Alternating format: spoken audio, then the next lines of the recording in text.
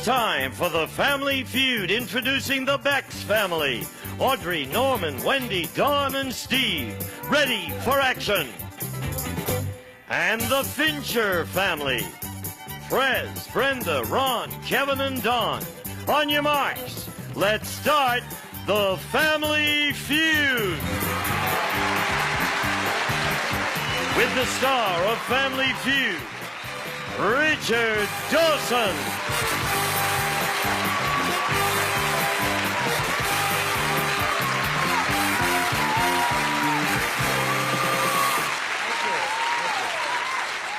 It's kind of fun. I think this is the first time we've had an English family as the champs.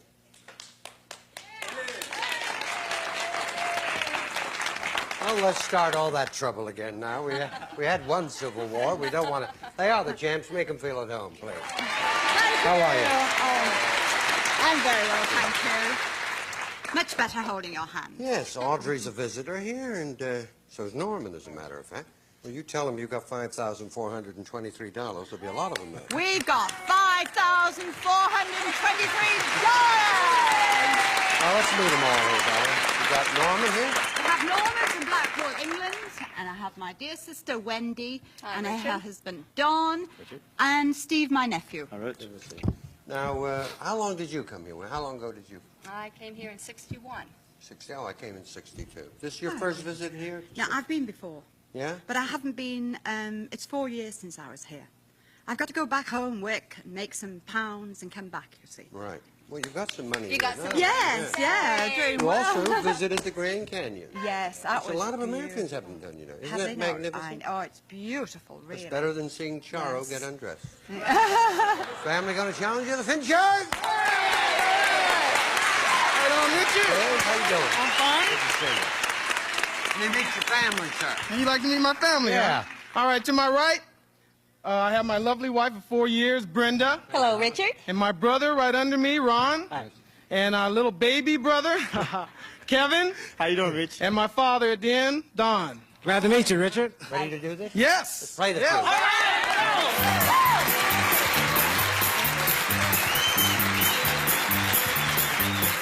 100 people surveyed, top 5 answers on the board. You got to try and find the most popular answer. Here's the question. Name an activity that people who normally wear glasses take their glasses off to do. Yeah, Sports. be more specific. Football. Football. Darling, there's 4 answers and we'll beat it. Swimming! Swimming. The number 1 answer. What are you going to do? Play or pass? Talk it over. We're going to play, Richard. All right. Very good, Audrey. You've certainly picked these habits up very well. Norman? Norman! Yes, oh, beg your How are pardon. you? Hello, please come in. I was ringing about that, look at Norman, there. How's jet it? lag has hit him there. An activity that people who normally wear glasses take their glasses off to do. Play golf. All righty. Yay, Norman! Why would they do that? I'm not saying Well, they because, don't. well, usually that is for short-sighted people and you can't see the distance, I do imagine. What if they were long-sighted? Then they wear the glasses, I'm I afraid. got you. Golf? No. No, they're not buying your theory, no, that's a strike. 3 of those, they get a chance to steal. What do you think, Don? Hockey. Uh-huh. Hockey. Got Little it. hockey? Nope. No good. Second strike. Don? Thank you, Richard. An activity that people who normally wear glasses take their glasses off to do. How about amour? What a lovely song. Yeah. No. Amour. You weren't groaning, were you? No, I said, oh. At least I hope it was a groan of desire. Amour, love. Okay. Yeah, I know, Steve. He took your answer. An activity that people who normally wear glasses take their glasses off to do. I got another one. How about basketball? Play basketball? Say you're okay. If not, third strike. Basketball? Not there. Picture, $75 there. Did the buzzer go? I couldn't hear it. Did the buzzer go off? All right. All right. Would you like to know? We said shower. Of course, I'd like to know that. Showers there, you get $75. If not, we'll give it to Audrey. Shower! Number 4. Sleep. Oh, sleep. Perchance to dream. See? Never be smart. It's too smart for the room. We'll be back right now. Love will keep us together. 75 there, nothing there. Norman! Linda. All right. Norman, is that you? That's me. I think it's me at the moment. 100 people surveyed. Top 6 answers are on the board. Here's the question. Name the one thing you'd want to have if you got lost in the wilderness. Yeah. A map. A map? Not there. Water. Water for Norman. You got it? Gonna play or pass? Right. Very good, Norman.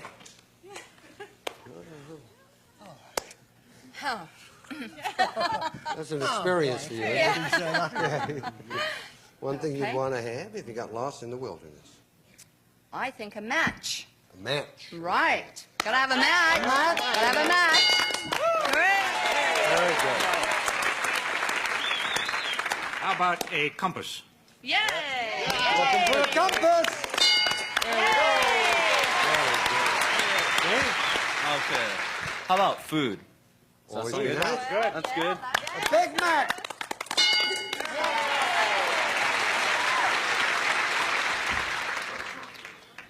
Right, Richard. Pardon? Right. Rice? No, I'm saying right, Richard. Oh. I'm sorry. I thought she said no. rice. I thought the woman's gone totally round the back. No, right, Richard. Right. So, yeah. Yeah, I could imagine you were bringing friends into the wilderness. We have rice and big. No, I think it'll be a torch. Yes. A flashlight. A flashlight. Yes. Torch, English word. Yes. Flashlight. Yes. Flashlight? No. All right. First strike. Compass. Is that the second strike? First strike. Don't worry about the strike. Give me an answer, Norman. There, you're looking around. Matches. One thing you'd want to have if you got lost in the wilderness. Bandages, I would think. Bandages. Yeah, first aid bandages. Bandages! Indeed. Would bandage come under the same as first aid kit? Yeah. Would it It would? Okay. Then my next answer is Yes. warm clothes. WC, warm clothes. If it's there, you're okay. If not, third strike. Warm clothes. Not there. Here's a chance for you to get a big lead. Give it to me one more time. A blanket. Blanket. What did you say? Weapon. A weapon. The weapon is there. You get the $61, a big lead in the game. If not, we give it to Audrey and her family. It'd be a very even game. Weapon!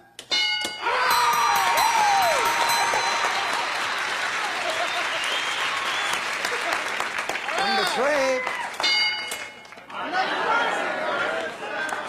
Another person. I would have said room service. We'll be back right after this. Challengers have all the loot here. $136 and nothing here. Come on,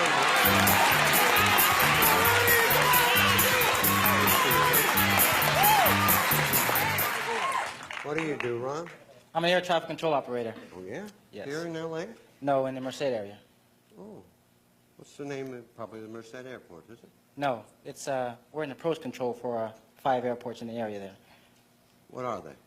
Merced, Atwater, Stockton. Now, hold on a second. You can't remember the names of the people you're bringing them in? Ron, please, reassure me. Tell me the 5. Merced, Atwater. Atwater. I can't remember. Okay, Fireball. Can you see him in the control tower? Fireball, Los Banos. You have a good time here. Where? Fireball. Where's Fireball. Where's Fireball? That's about 20 miles south of. No, I already said that. I can't remember the other. Does anyone recognize this gentleman? Well, that's comforting to know. If you're planning to tour anywhere, avoid Merced, Atwater. All right, dollar values are doubled. You know that you're in great shape there, but you got to get on the board here. The first family to get the 300 plays for the big money. Dollar values doubled. 100 people surveyed. The top 5 answers are on the board. Here's the question. Name a food that is mostly water. Yeah. Kool-Aid. Kool-Aid! Yeah. I'll say spinach. Spinach! Kevin? How about soup? Soup!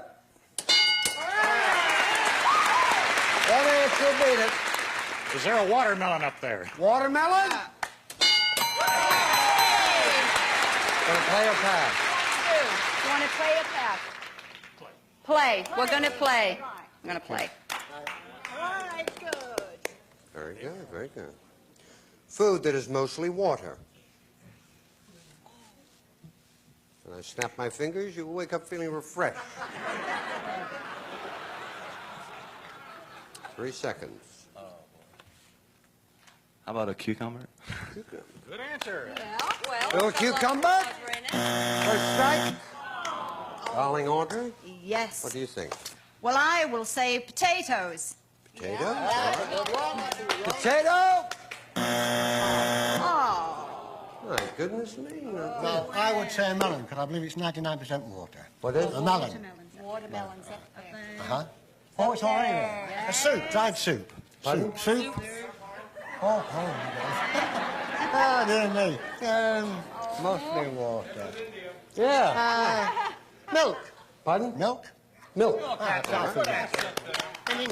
Milk is there, you're okay. If not, third strike. Milk! Not there. 144 waiting for you. Need an answer.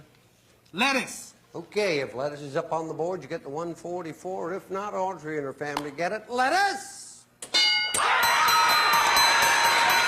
Number 3. Joe, number 5. Tomato. 280, nothing. Let's go.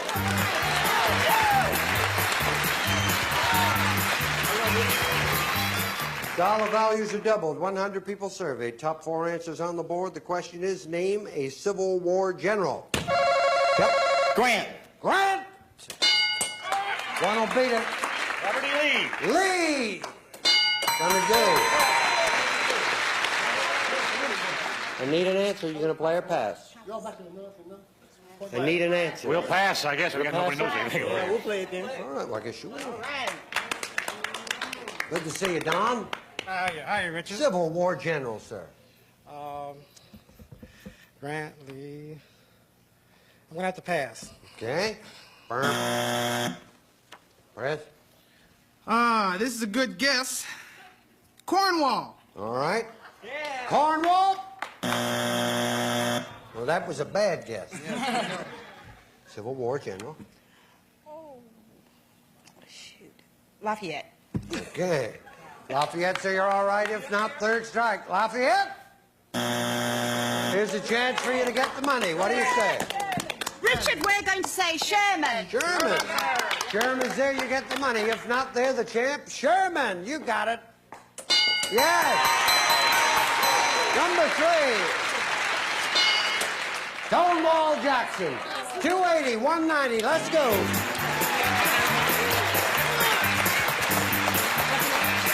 Dollar values are tripled, and this is going to decide it. You're just going to need one hand, champ. Here we go. 100 people surveyed. Top 3 answers on the board. Here's the question. Name a food that is high in cholesterol.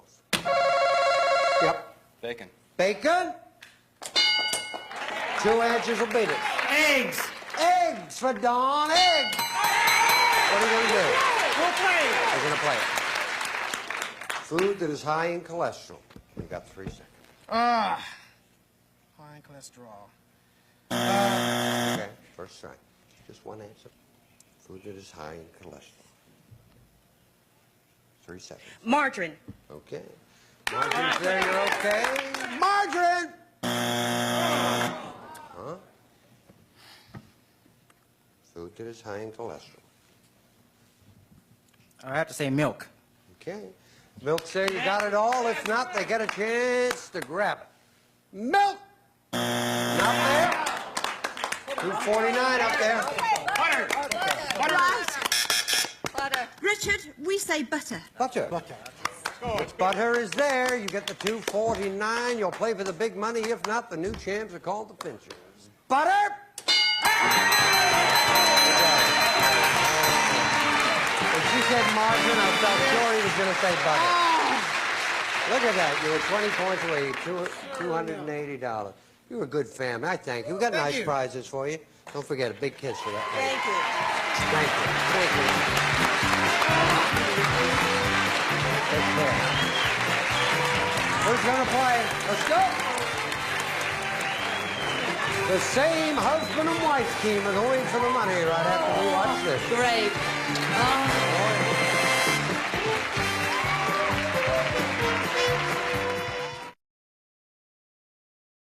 So when did Norman get the idea to get on the show?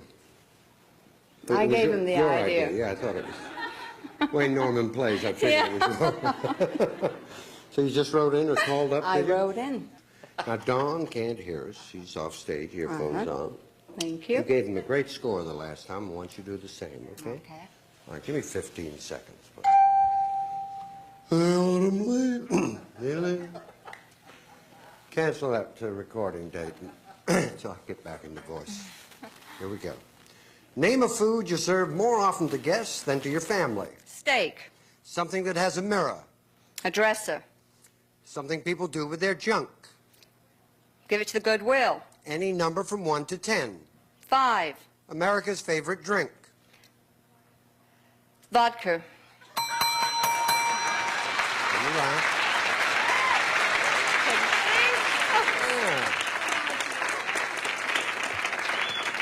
Name a food you serve more often to guests than to your family, and you said steak. Survey said. Thank you. Something that has a mirror. You said that well-known German, didn't you? Hairdresser. Right. Survey said 20. Something people do with their junk. You said Goodwill it. Right. Survey said 5. You got 49. And a number from 1 to 10. You said 5. 5. Survey said 40. America's favorite drink, you said. And I think you gave me the answer, didn't you? Vodka. Yeah. Coffee. No, that would be a very good answer, actually, if we did this survey You know what was in on my Russia. mind, right? Yeah, I think you'd had a couple of sips of it before we got here, guys. Survey said 0. Clear the board, please. You did it the last time. We'll let him do it now. Come on, champ. Howard? Can't hear. Stand right there. Suddenly, in the middle of that fast money, my hearing went. I can't hear. I need to hear, okay? Not a tough thing, a little juice there. You ready to go? Anytime. Can I ask the same questions I asked your old lady? You can't duplicate her answers. If you do, you hear this. If they try again, you give me another answer. Fair enough. Okay, please remind everyone the answers Wendy gave us. 20 seconds on the clock. Name a food you serve more often to guests than to your family. Steak. Try again. Roast. Something that has a mirror. Bathroom. Something people do with their junk. Throw it out. Try again. Any number from 1 to 10. 7. America's favorite drink. Beer. Turn around.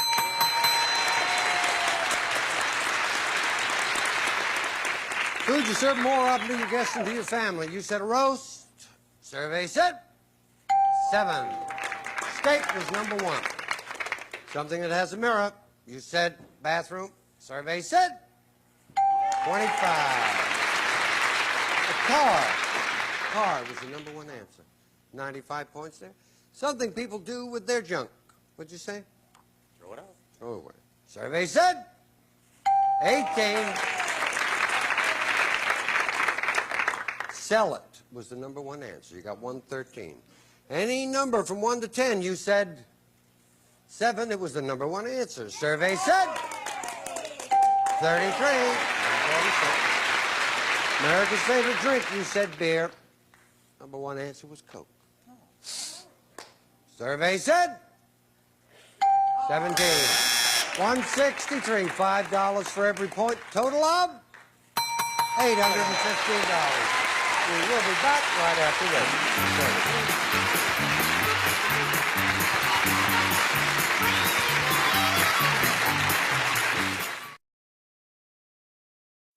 That's right. We're just talking the fact that Family Feud is going to be shown in England. Our friend Bruce Forsyth. He's not going to do it. He's not going to do it. No, he's doing a one-man tour around America. Bob Monkhouse is going to do it. But he's good. Of course, that means a lot to the three of us, but nothing to America. I've just lost my whole audience. Well, you win some and you win some. We love you. We'll see you here on The Feud. Some departing contestants receive an assortment of exciting Maybelline eye, face, and nail cosmetics featuring new nail color protection colors nails instantly furnished by Maybelline.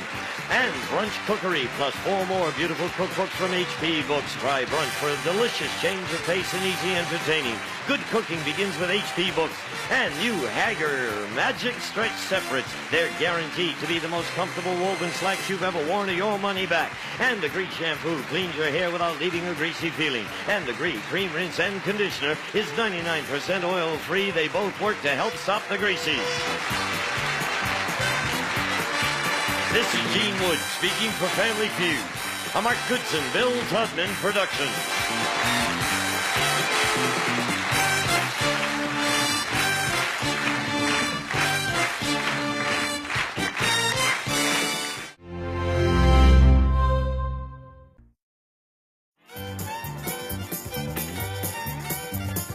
It's time for the Family Feud, introducing the Bex family. Audrey, Norman, Wendy, Dawn, and Steve, ready for action. And the Muley family. Antoinette, Jane, Mary, Paula, and Fran. On your marks, let's start the Family Feud. With the star of Family Feud, Richard Dawson.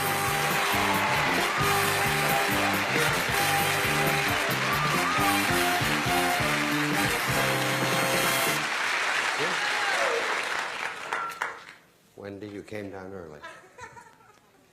Yes. Absolute disgrace to England. All our friends in New York in 2 weeks. Our contestant coordinators will be there. And you can go in and try out. A little too much now. Go in and try out, and if you get on, we'll fly you here. We'll put you up in the Ramada Inn or somewhere. And you won't, you'll get on the show. And 1 week from today, we'll have the promo, which will tell you what telephone number to call. On Channel 7. Is that where they're watching this now? New York, yeah. Well, I have to say, obviously, why would we have it on another channel? Well, they would like it to say Channel 7. They'd like it? Are we on Channel 7 in New York at this moment? Right. How would people be hearing what I'm saying if they weren't tuned to Channel 7? I can't answer that either. Channel 7 people. If you know the answer to this, please write in. Remember, the question is, why Channel 7? The answer, God only knows. The Bex family are the champs. Oh, thank you, Richard. You know why Channel 7? Do I know why Channel 7? I withdraw the question. You have $6,677. Well, this is Norman, our cousin, and then I have my sister Wendy. Hi, Richard. And then Wendy's husband Don, and then my nephew Steve. Hello, Richard. That's your sister, Wendy, right? It is, yes. She a nice hostess? Oh, she's the greatest, Yeah? really. Yeah, she's fantastic. Norman She's thinks so, such a too. dear. Yes. I think she's Well, terrific. They're down at Seal yes. Beach, where there's a great absence of seals, but I think we got Norman out there in a wetsuit. The ladies are going to challenge you. Accent Bob, over to you. You're pretty lady. How you doing? Nice to meet you. Who have you got here? I brought my 4 sisters.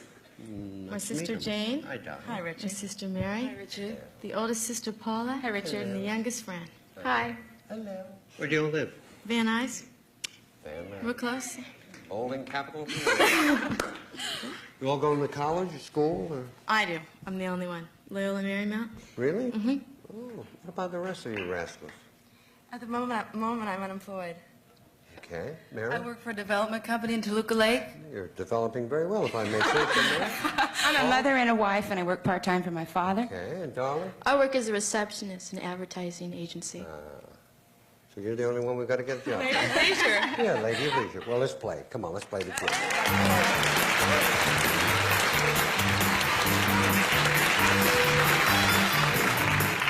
And don't forget, in New York, the promos will be on Channel 7. 100 people surveyed. The top 6 answers are on the board. You have to try and find the most popular answer. Here's the question. Name an actor, living or dead, renowned for his off-screen as well as on-screen romances. Clark Gable. Clark Gable, the king. Very good. Are you going to play or pass?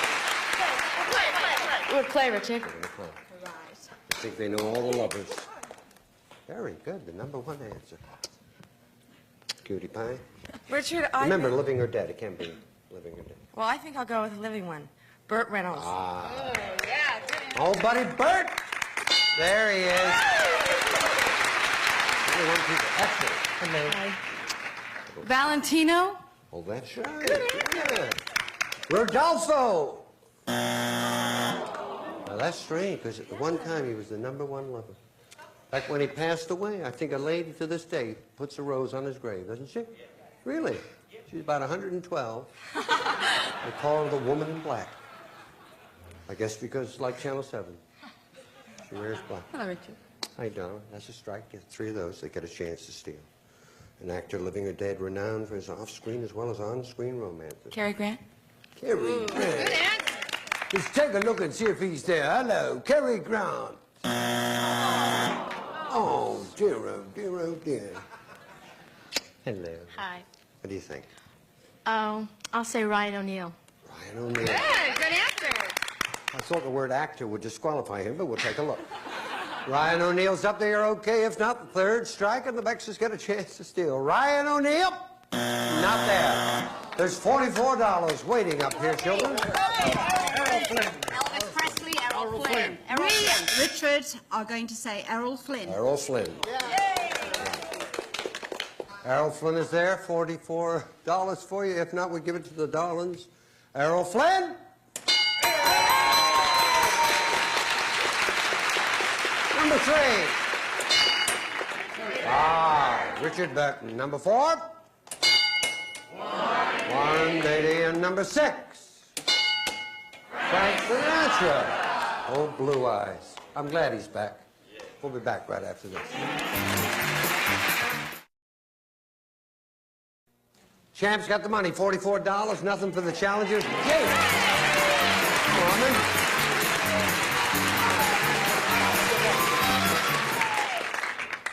All ready? Yes, I think so. This is the hard part for Norman. Is it really? Truly, he's not too comfortable up here, but you're okay now, aren't you?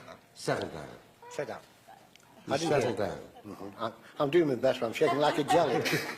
I'm worse than a jelly. I'm not doing that. Jelly is Jello. Truly, that's in England. He said he's shaking like Jello. Now, you're doing fine, Norman, isn't it? Thank you. Yes, excellent. Good. 100 people surveyed. Top 7 answers, just like the number in New York. Top 7 answers up there on the board. Here's the question. In what state would you guess that land is the least expensive? Arizona. Arizona. Very good, Norm. What do you think, Don? Utah. Utah. Norman, you've got it. Are you going to play? You're going to play. All right. Norman, I'm proud of you. I'm proud of myself, too. Yeah, he's a man from England. Just been here about, how long have you been here? About a month? And 2 months. 2 months, and he comes up with this. Very good. It's the only state I knew.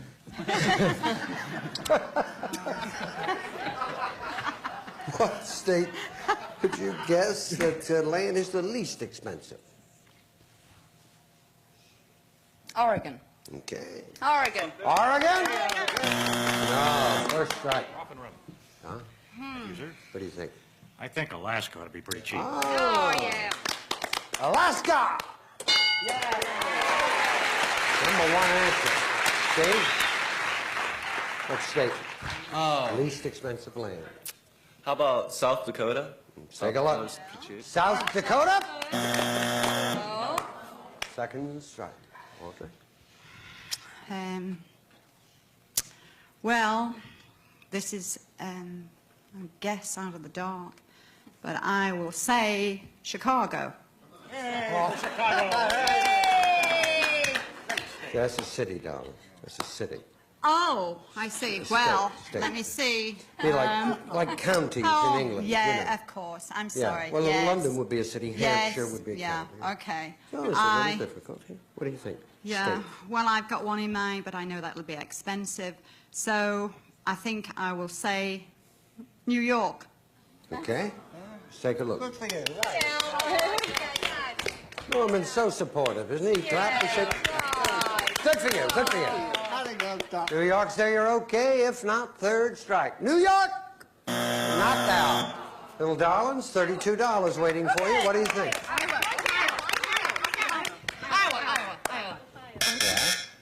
I'm gonna say Iowa. Iowa. Iowa's there. You get $32. If not, Audrey gets it. Iowa! What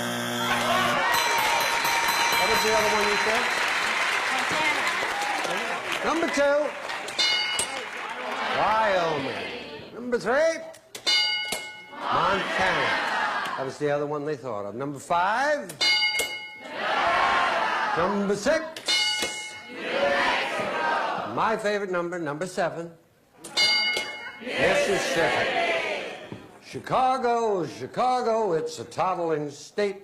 We'll be back right after that.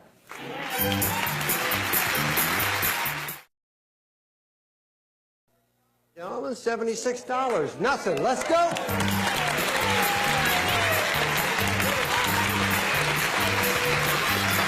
Dollar values are doubled. 100 people surveyed. Top 5 answers on the board. Here's the question. Name something you use to pick up dust.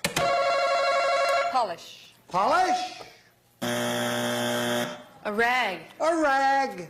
What are you going to do? We'll play with you. Very proud of you, Mary. Something you use to pick up dust. A broom. Hey, Bloom. Bloom, Bloom. First strike. Right. Dust mop. You know those dusters use around? Yeah, the dust. A duster? Just said a duster. Yeah, the dreaded duster.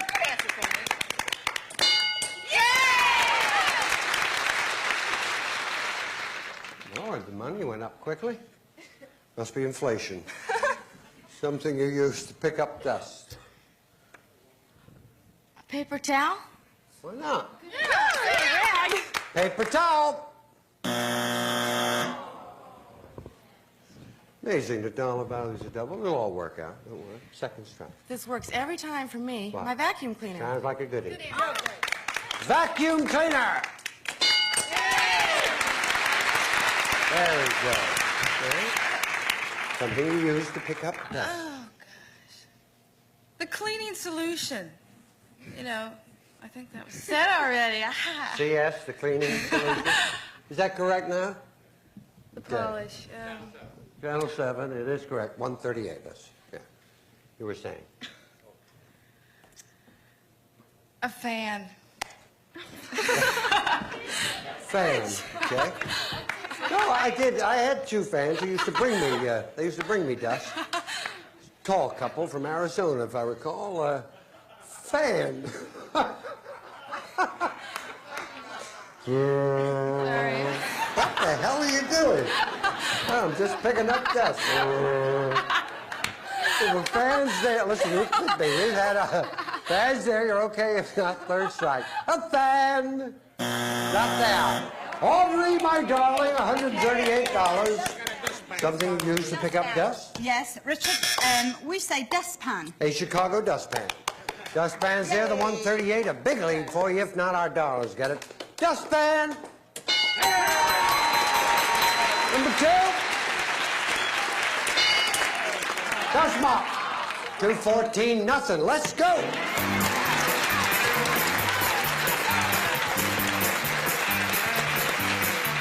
Dollar values are still doubled. Remember, 300 is the magic score we're going for. 100 people surveyed. The top 4 answers are on the board. Here's the question. Name a kind of machine where people check the coin return slot.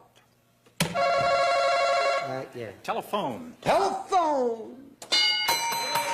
Number 1 answer, what are you going to do? We're going to play. Very good, very good. Hi. All right. How about a pinball machine? What? Pinball machine? Pinball. All right. Yay! Pinball machine. First strike. Kind of machine where people check the coin return slot. Check the coin return slot. Yeah. That's when you put a coin in the machine. Yeah. And it comes back. Exactly. That's why they call it the coin return. Yes. Right. I can't think of anything at the Send moment. one back, they wouldn't have that slot there, would they? No, no. It would be the non-return coin slot. Or an obsolete slot. Oh, gosh. What is that over there? That's an obsolete slot. It does not return the coin. Does not return. 3 seconds, my love. Cigarette machine. Okay. Good. Cigarette machine? Very good. How do you feel about this question, Norman? Not too good, but you know when you're playing Vegas and places like that, do you have change machines where you put your money in and get your coins changed or not? Change machine? Yeah. Yeah. Yeah, I say change machine. Yeah, all right. Uh-huh. You want something Yeah, changed? All right. Change machine? Up there. Second strike. That's a good answer, champ. Don't worry. Wendy? Okay, I will say a laundromat. Laundromat. Yeah, I like that, yeah. Laundromat say you're okay. If not, third strike. Laundromat. Not there. Little darlings, there's a chance for you to get in the game. We got it this What? time. What? A Coke machine. Coke machine says you get the 154. If not, you got enough to play for another $5,000. Coke machine. Number 3. Candy. 214, 154. Let's go.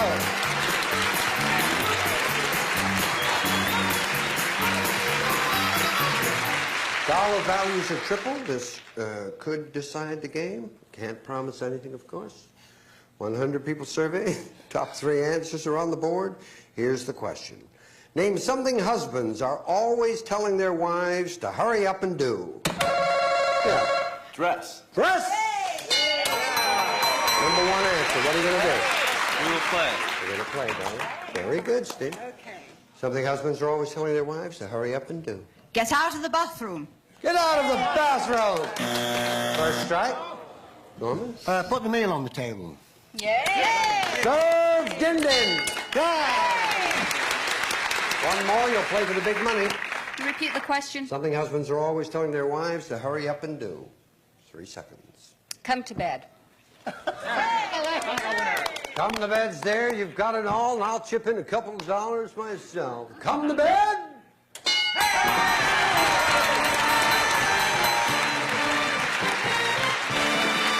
Well, they didn't shut you out. It looked at some one time you were leaving with no money at all. You do have $154. We have nice prizes for you. Good luck with your career, okay? Don't get a job unless you need one.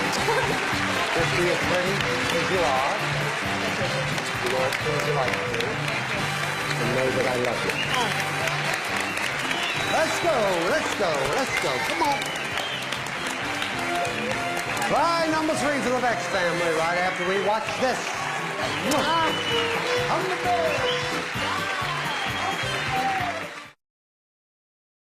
Ready? Right. Okay, Donna's off stage, can't hear us. Nice big score, okay? 15 seconds, please. Name something around the house that people hate to clean. Dishes. Something in a salad. Lettuce. Something farmers do. Pick eggs. A room where the whole family gathers. Den. The color of ink. Blue. Turn around. Pick eggs. Something around the house that people hate to clean. You said the dishes. Remind me not to come to dinner at your place, survey said. 20.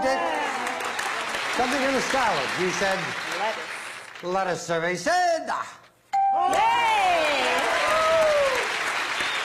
Something farmers do. You said pick eggs. I've told them many times they pick them, they'll never get well. Survey said. A room where the whole family gathers. You said the den. Survey said 30. The color of ink that you said blue ink. Survey said. Look at that. Here's old Don. Let's go. You are 43 points away. I'll ask you the same questions I asked your wife. You cannot duplicate her answers. If you do any of this, I say try again. You give me another answer, okay? Okay. All right. Please remind everyone the answers Wendy gave us. Give me 20 seconds on the clock, please. We wish you luck. Name something around the house that people hate to clean. Toilet. Something in a salad. Lettuce. Try again. Dressing. Something farmers do. Reap. A room where the whole family gathers. Family room. Try again. Den. Try again. Living room. A color of ink. Black. Turn around. Very good. Something around the house that people hate to clean. You went straight to the point of the thing. Said the toilet. You need 43 points for $5,000. Survey said 34. That was the number one answer. Very good. Something in a salad, we asked. You said a dress. Oh, dressing. Yeah. You like that, Norman? Yeah, he likes it. Well, he's liked a couple of very strange answers that he's given me. But if dressing is worth 9 points, you got $5,000. Survey said.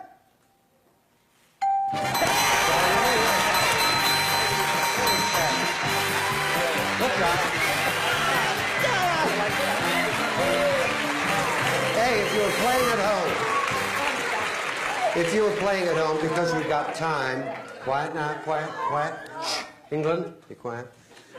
If you're playing at home, you probably want to know the number one answers. Bathroom, lettuce, farmers plant things, the family room or den, and blue ink. Those are the answers. Now rejoice. We'll be back right after this.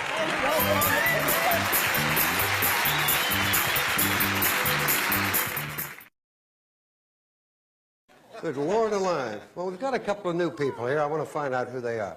What's your name, darling? Brenda Hand. Brenda. Are you just a friend of Wendy's? I work with her. You work with her, so you're not a friend, you just work with her. We're Well, we're trying to get things identified here. What's your name? Joanne Govlia. And what do you do, dear? I sit right next to Wendy at work. Oh, well, then, of course, there's every reason you do it. The one is a workmate and one is a sitter. That's the way it is, folks. We'll see you here on the Feud. Bye-bye. We love you. Some departing contestants receive from Fire Island a sportswear for today's woman. Smartly tailored, elegantly styled for quality and fashion, Fire Islander puts their reputation on the line. And Brunch Cookery, plus 4 more beautiful cookbooks from HP Books. Try Brunch for a delicious change of pace and easy entertaining. Good cooking begins with HP Books. And the newest Hoover convertible with almost 50% more cleaning power than models of just a few years ago. Another reason why America trusts Hoover. And the rechargeable sprayer in Thompson's waterproofing seal stain. Get deep penetrating color and surface protection for wood, concrete, masonry. Thompson's waterproofing seal stain. This is Gene Wood speaking for Family Feud. A Mark Goodson, Bill Todman production.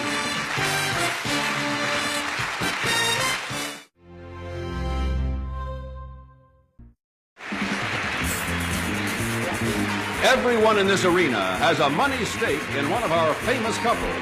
The red section has its money on Glenn Ford and his fiancée, actress Cynthia Hayward. The yellow section backs director Lee Bernardi and his wife, Janet Lennon of the Lennon Sisters. And the blue section is betting on Orson Bean and his wife, Carolyn, as we play the game of celebrity gossip, Tattletale. And here's the star of Tattletales, Bert Convy.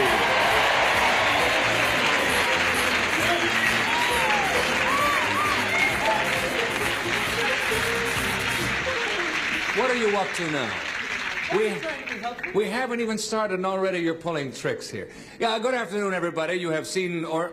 That's nice material. You should have a suit made out of it. Moving right along, folks. We hope you have fun today. We're going to have fun. I know that. We have 3 wonderful couples. We're going to win you all some money, I promise. So let's start it off, shall we? Fellas, have a seat out here with me. Ladies, step to the rear, and we will start our first round of Tattletales in just a moment. Here we go already.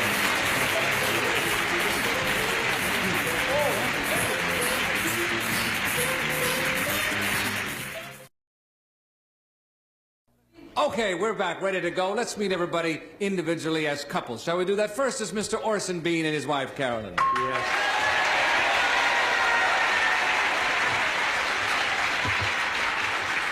Carolyn, it's nice to have you with us as always. Thank you. You're entirely welcome. I've never kissed a girl in a blue box before. Really? Well, there's always a first time for everything, isn't there? Give her a big kiss, Orson. All right. Say hello to her. There it is. Wasn't that nice? Did you feel that, Carolyn? Loved it. Really? It's a whole new thing. Oh, boy. She's weird. She'll You're go a for little weird. anything. Next I'm thing, going to have one built at home. next to Carolyn Orson is Lee Bernhardt and his wife, Janet Lennon.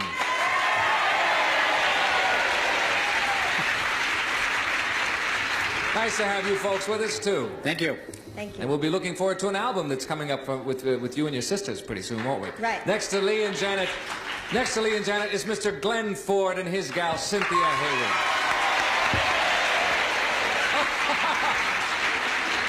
Is Cynthia all right? Yes. We've lost Cynthia's picture. Is she all right? Glenn hit the top of the fine. box, and I think you knocked her cold is what happened. Because we've lost the picture there. Isn't that funny? But I think we can fix that up, can't we, all right? There she is again. No, you did it again. She came on, you hit the box, and off she went again. Now, wait, let's everybody wait a minute. Let's see if we can get it. No, to heck with it. Shall we move on? She'll come back in a minute, won't you? Oh, tap it. Give it a tap there.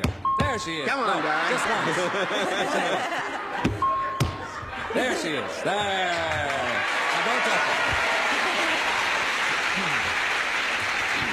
You know, if he... All I can say is, this studio cost $400 million to build, and all we have to do to get a picture is hit a box on the top of it. Okay. Fellas, I'm going to ask you questions about you and your gals and your lives together. When you have an answer you think she's going to recognize, you know what to do. You press a button, you give me a clue. Ladies, go away. We'll get back to you in just a minute, okay? Bye-bye. Ready to go. Here comes the first question. A time one of you fell asleep at the wrong time. Lee is up.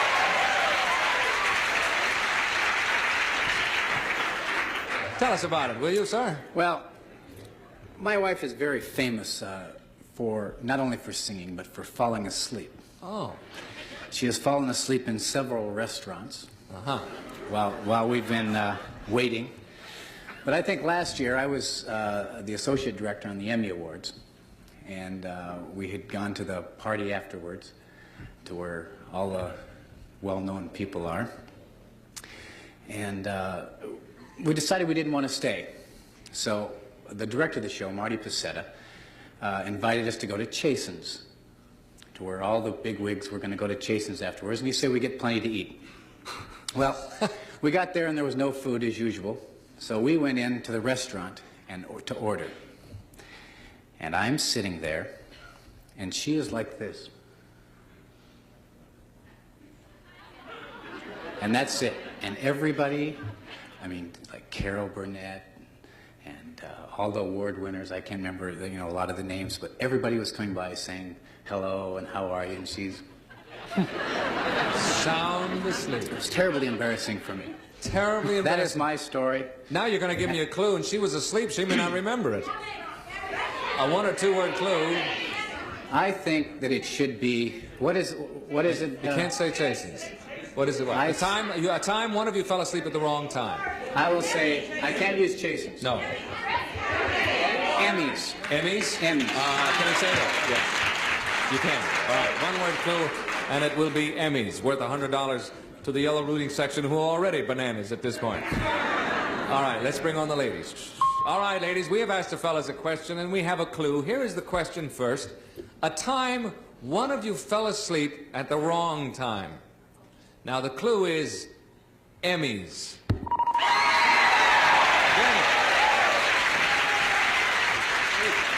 Janet is up. Tell us about that, if He you could will. have had about 10 clues for this one. I fall asleep all the time at the wrong time. But this particular time, Lee had worked the Emmys, and he worked very hard. And we were real excited. We were going to go out after the show, and we went to Chasen's. And he was in a taxi. That's it. You're absolutely right for $100. What more can you say? You fell asleep and missed it all, didn't you? Right. He was introducing me, and I was going...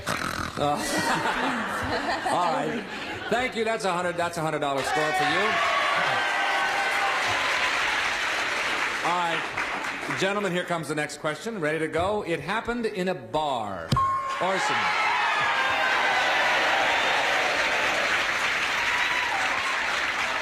Somehow I had a feeling that when I said bar, Orson was going to pop that button. Tell us about it. Half of our courtship took place in one bar or another. And we want to know where the other half took place, right, gang? We were sitting at a little table in our favorite bistro in New York, Dick Edwards, a high-class upholstered saloon. And there was a couple sitting at the next table, and they were engaged in a heated conversation, and we were kind of half eavesdropping, just as you will in a restaurant. And the guy was talking to his girl and explaining this, that, and the other, and he looked around in the course of this heated, animated conversation for a napkin, couldn't find one, and just without even really realizing what he was doing, reached over and picked up Carolyn's napkin from the next table, wiped his mouth, put it back, and went on talking. Carolyn looked at me. She couldn't believe it. The waiter came and cleared their dinner away and brought them coffee, and the guy goes on talking, and Carolyn reaches over to his table, picks it up his cup of coffee, takes a sip of it, and puts it back.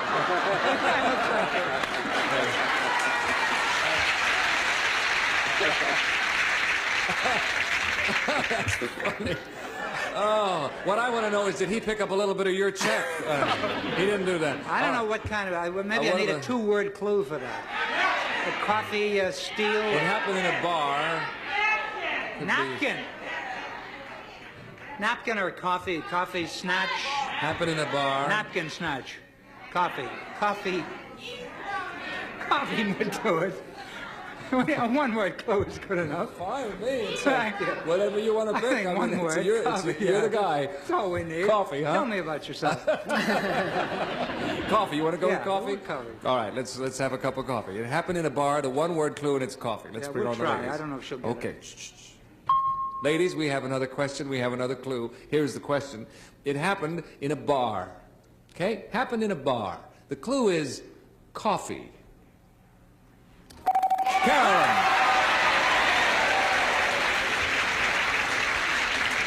Tell us about it, Carolyn. You mean the time that the guy reached over and took the napkin and then I reached... That's the one, and you're right, for $100. Absolutely right.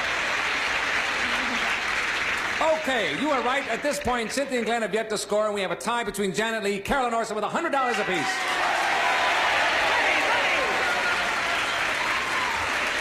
Okay, time for a tattletale quickie, and here it is. I always expect when I take it out of this side thing that Carolyn's going to go, hey, because it's right next to the... Here we are, ladies. I'm going to ask you this question. Don't give me an answer now. Can a man... Sure. Oh. Ooh. A little tricky here. Ladies, can a man be unfaithful to a woman and still be in love with her? Now, this is a general question. This does not necessarily relate to you and your fella here, okay? Can a man be unfaithful to a woman and still be in love with her? What do you think, Think Bert? that over, and I refuse to answer on the grounds it might tend to incriminate me. Right? Go away and think about that, ladies. We'll come back to you in a moment. Orson, what's Carolyn going to say?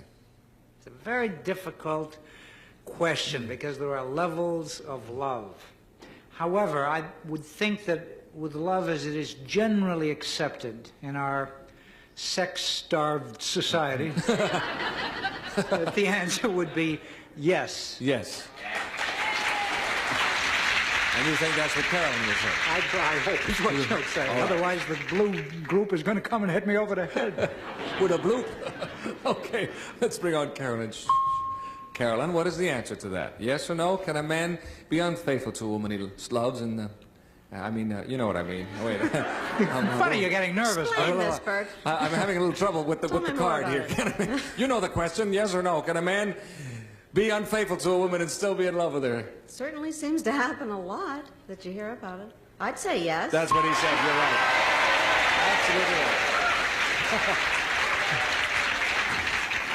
Yes, Maybe even and a lot that you don't hear about. And without exploring that any further, let's move right along. Thank you, Carolyn. Lee, how about Janet? What's she going to say? Well, I think there was at one time that Janet would say no, that one man would be in love with one woman, and that would be it. But I think ever since Dr. Zhivago, when when the movie Omar Sharif was in love with the two ladies, at that point, I think that changed her whole feeling. That proved it to her. Huh? I think that she would say yes, he could be in love with two people. Well, no, the question is not could he be in love with two people. The question is, can a man be unfaithful to a woman and still be in love with her? Yes. With Geraldine Chaplin, it's possible. It ain't. What about Julie Christie? It ain't too bad either. Okay, you'll say that she'll say yes. Yes. Let's bring her on. All right, Janet, how do you feel about that? I think generally speaking that absolutely they could. That's what Lee said. You are right. Why generally speaking? What was that?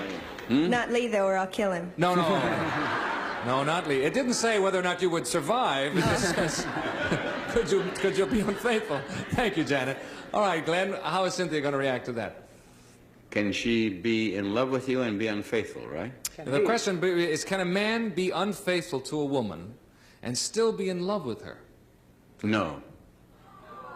You think that, okay, you think that a man, she will say, no, a man cannot be unfaithful to a woman and still be in love with her. I don't think a man can be in love with a woman and be unfaithful to her. Okay, and that's what you think Cynthia will say. She'll say no. He's thinking about it now. Yes, okay. Is that it? That's the answer. Let's bring on Cynthia. All right, Cynthia, what is your answer? No. That's what he said. You're absolutely right. It was a very definite no. Okay, that's halftime. At this point, Cynthia and Glenn have $100. Janet, Lee, or Carolyn and Orson are tied with $200 apiece. Halftime, fellas, if you will, step to the rear. Ladies, come on out in front. While we are changing places, we'll break away for a brief message just for you.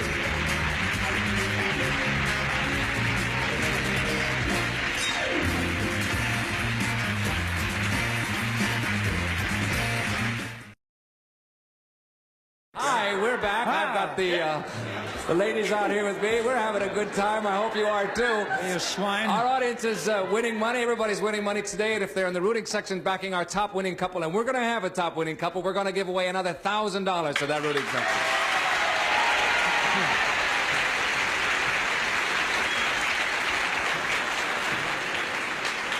All right, gentlemen, it's now the ladies' turn to sit in the hot seat out here, and we'll get back to you with clues and questions in just a minute, okay? See you soon. All right, ladies, ready to go? Tension mounts. Tension mounts. We have a close game, by the way, in case you don't know. Carolyn, you and Orson have $200. Janet, you and Lee have $200. And Cynthia, you and Glenn have $100. So one question will even it all up. Here it comes. First question for the ladies, and it is an incident involving food.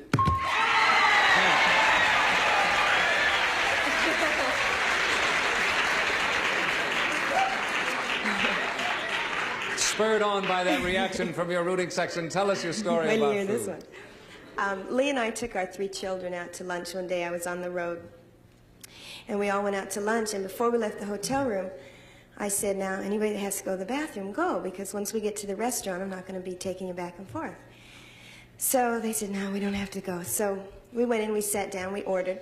And my 4-year-old Goober, sorry, his name is John, we call him Goober. Goober says, he had just gotten served his cheeseburger. He says, Mom, I got to go to the bathroom. I said, you can't. I told you you couldn't. You just sit and eat, and when we get back, you can go. He says, Mom, I really got to go. I said, Goober, you're just going to have to eat, and when we get back, you can go. He says, okay, but it sure is hard to eat a cheeseburger with only one hand.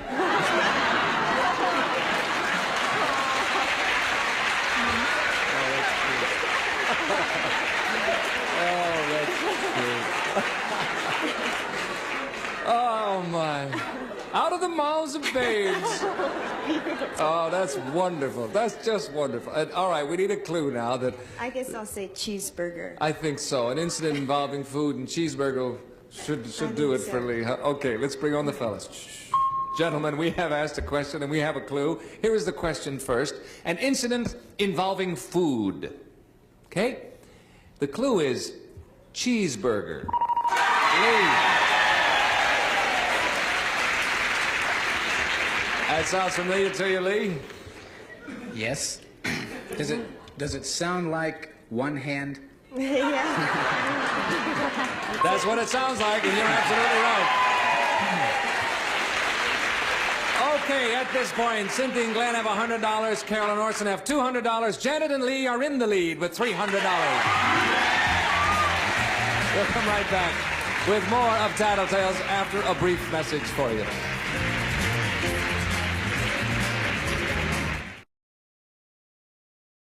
Okie dokie, we got a Tattletale quickie, and here it comes. Fellas, you ready to go? Listen carefully. If IBM designed, hello there. Yes. If IBM designed my mouth, it would work a lot better, I think. If IBM designed a computer that would predict what was going to happen to you for the next 5 years, good and bad, would you want to know? If IBM designed a computer that would predict what was going to happen to you for the next 5 years, good and bad, would you want to know? Think about that, fellas, and we'll come back to you in just a moment. You asking them? Yes, I'm asking them, and now you're going to tell us what you think they will say, okay? Carolyn, what will Orson say? No. He wouldn't want to know? No. Why not? Because we kind of enjoy all the surprises in life. Okay. Yeah, it would take a lot of the surprise out. But what if it was all good news? Then you'd really be kind of excited about it. But it'd be more fun to let it happen. It's nice to wake up and not know what you're going to do the next day, the next week, the next month, or the next minute. year, the next minute. All right, so you'll say that Orson will say no. He would not want to know. Right. But you want to know. Okay, let's bring him on. Orson, how do you feel about that? Would you like to know, yes or no? I'd hate it, no. That's what she said. You're right. Absolutely right. Yes, he said it would lack surprise for you. Is that right? Oh, well, whatever it is, I don't trust machines. Thank you, Orson. Okay, Janet, what's Lee going to say? I think that Lee would say no, just because we both are sort of pessimistic in some ways, and I really wouldn't want to know. I don't think he would either. Really? I don't think so. Well, but supposing, like I said to Carolyn, it was if you have sort of a pessimistic outlook or maybe a cynical one, how about if it was a lot of good news in there? Yeah, but how would you know?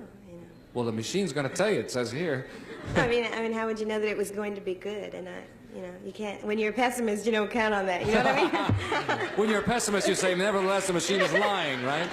Anyway, right, so I don't think you would. You'll say no. All right, let's bring on Lee. Okay, Lee, how would you react to that? Yes or no? Would you like to know?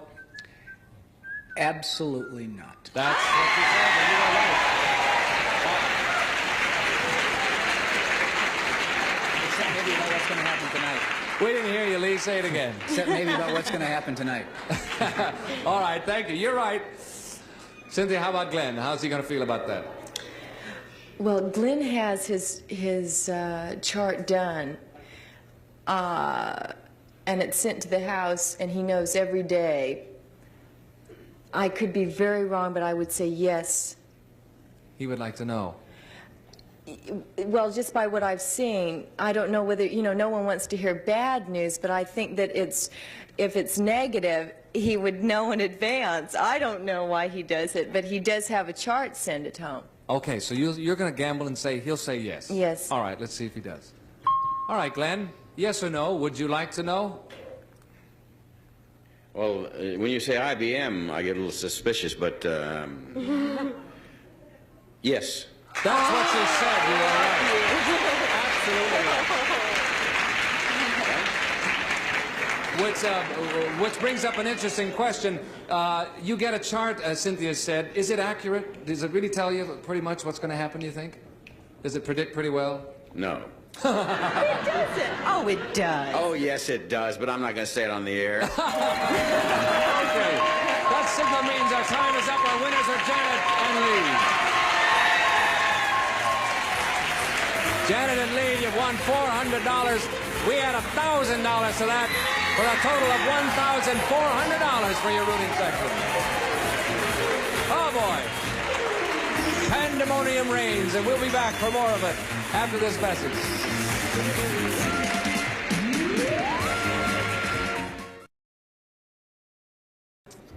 Okay, we had a good time today. I hope you did too. We gave away a total of $1,900 to our studio audience today. Everybody will go home a little richer than they came in. And I hope that you will go away a little richer than when you tune us in, hopefully from some laughs. I want to thank our celebrities. We had a good time. See you next time on Title Tales. Bert Conner saying so long.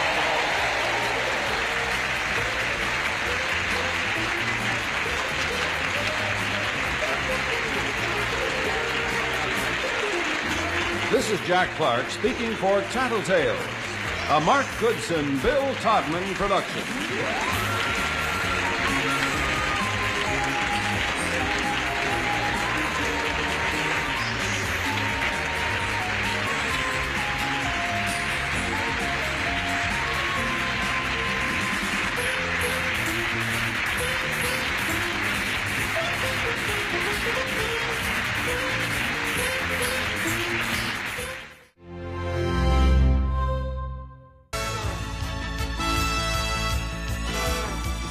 It's time for the match game.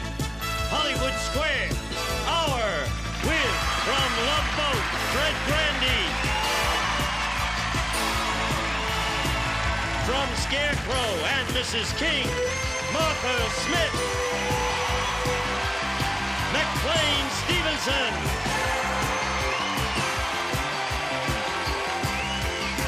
Michael Winslow.